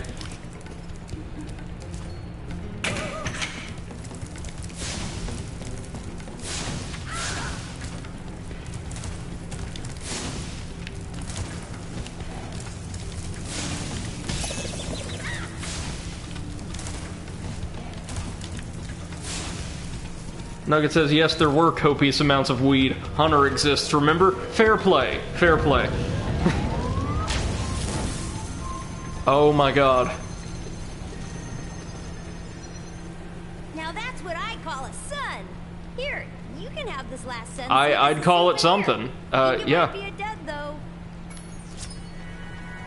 Do any of you know what eggs are?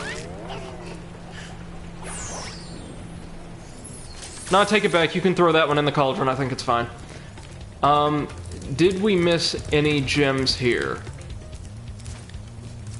That is legitimately actually a pretty cool little visual.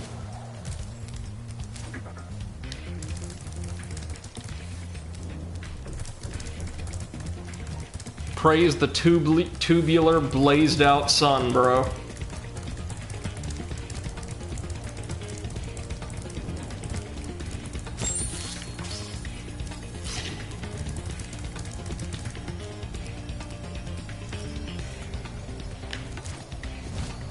Alright, and now back out to the main world.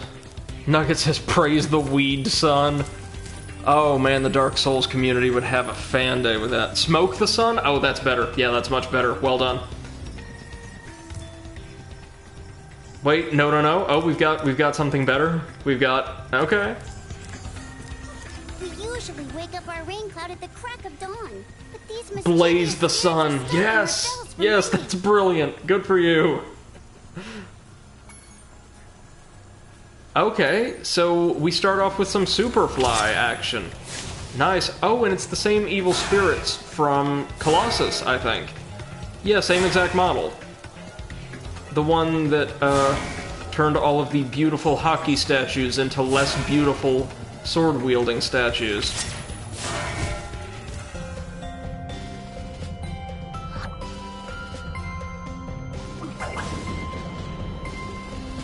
Well, that's far more pleasant than the disgusting pea cloud in Ukulele. Yeah, sure, we'll take it. Nugget says I think they might be a different color, but I don't remember. Yeah, possibly.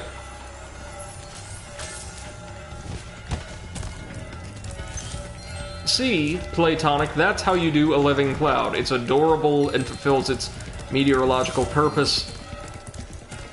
It's not just a giant piss joke. A very, very gross one, actually.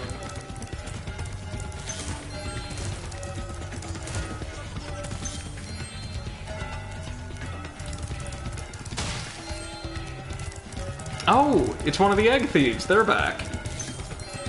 Glad to see they're still getting work. So, yeah, I could do this normally, or I could grab my power-up. My choice is obvious.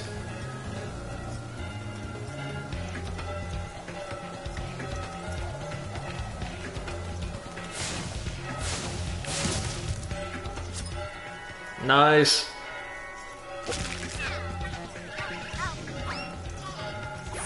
What on earth was that? You tripped backwards while standing still. That was quite a feat, little baby dragon. Quite a feat.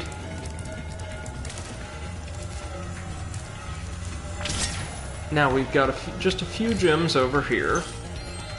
Yes, good. And one over here. How many do we have now? 330, that's really good.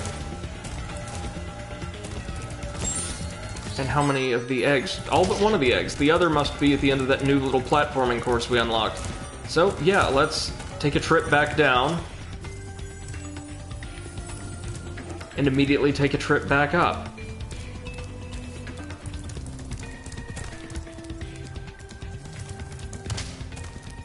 Guess we can't open that at any point.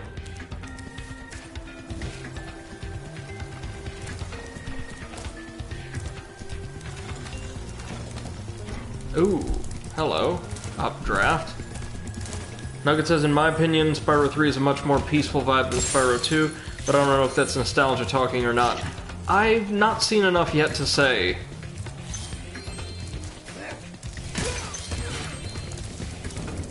It certainly seems to encourage slightly slower, more thorough exploration, and there's our last egg. But as to the vibe itself as a whole, I can't really say. Oh, these are very cool little flame-spitting decorations.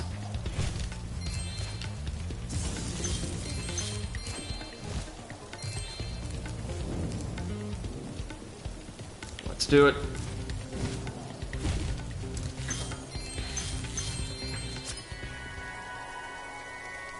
Nugget says, I wouldn't expect you to know this soon. Yeah, I can't. Oh, that one was kind of cute. And we 100%ed the stage. Nice. With that, we are ready to head on home and, at the least, unlock one or two more stages just to see what they're like. Yeah, I think we'll open up the portals present throughout the first world and then call it for the night, because we've been going, wow, over 3 hours. And we're about halfway through the first of this game's 4 hub worlds, I think. Meaning we've probably got another full 2-3 days, at the least, of Spyro 3 ahead of us, which is great. I'm looking forward to this, and we've been on a real platformer tear these past few weeks. Really, really enjoyed it. Nugget says 4, technically 5. Gotcha. Your game camera is, if you like. I'm good, thank you.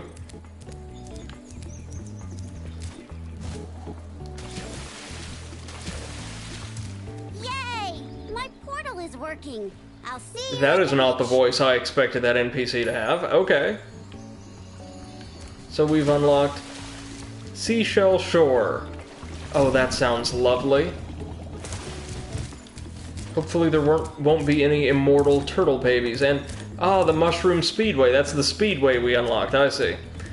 Well, good stuff then, gang. With all that said, I dare say we are ready to, call it for the evening. But we shall return tomorrow at 6 p.m. Central Time. I'm still messing with the idea of starting my streams a bit earlier, but I'm not entirely sure what we'll do yet, ultimately. So we'll be starting at 6 p.m. tomorrow, hopefully taking down the rest of this world and progressing on to the next. Really looking forward to this. I adore Spyro 3 from what I've played of it so far. My favorite of the trilogy so far? I haven't seen quite enough to say, but certainly at least on par with Spyro 2. I've had a wonderful time. Thank you all so much for joining me. Oh, Nugget says the voice acting in Spyro 3 Reignited could have been a lot better. They changed a lot of the voices and it made people really mad. Wow, I didn't know that. Voice acting for the main cast seems to be fine. NPCs kind of all over the place. But the same held true for the second game as well, so I don't. Again, I can't say definitively quite yet, but yeah, I can see where the complaints come from, I think. Thanks for the stream. Oh no, thank you all so much, everybody who's been active in chat or just along for the ride in the audience tonight. Thank you all so much for joining us. Thank you for sharing yourselves and your time with me this evening. It's been a pleasure playing this game with and speaking with you this evening. We hope to see you tomorrow at 6 p.m. for at least 3 more hours of Spyro. Well, actually, I say 6. I may get started a little earlier. Might give myself about... might get started anywhere from 5 to 6. We'll say that. Look for details in our Discord, which you can find linked at the very bottom of this page if you're interested. There is like a permanent invitation there that you can use to access our Discord chat room. It's where I post updates about streams like that. And like modify our schedule on the fly. So anywhere between 5 and 6 tomorrow, we'll tuck into some more Spyro. Alright guys, thank you all so much. We'll see you tomorrow. Have a wonderful rest of your evening. Bye-bye.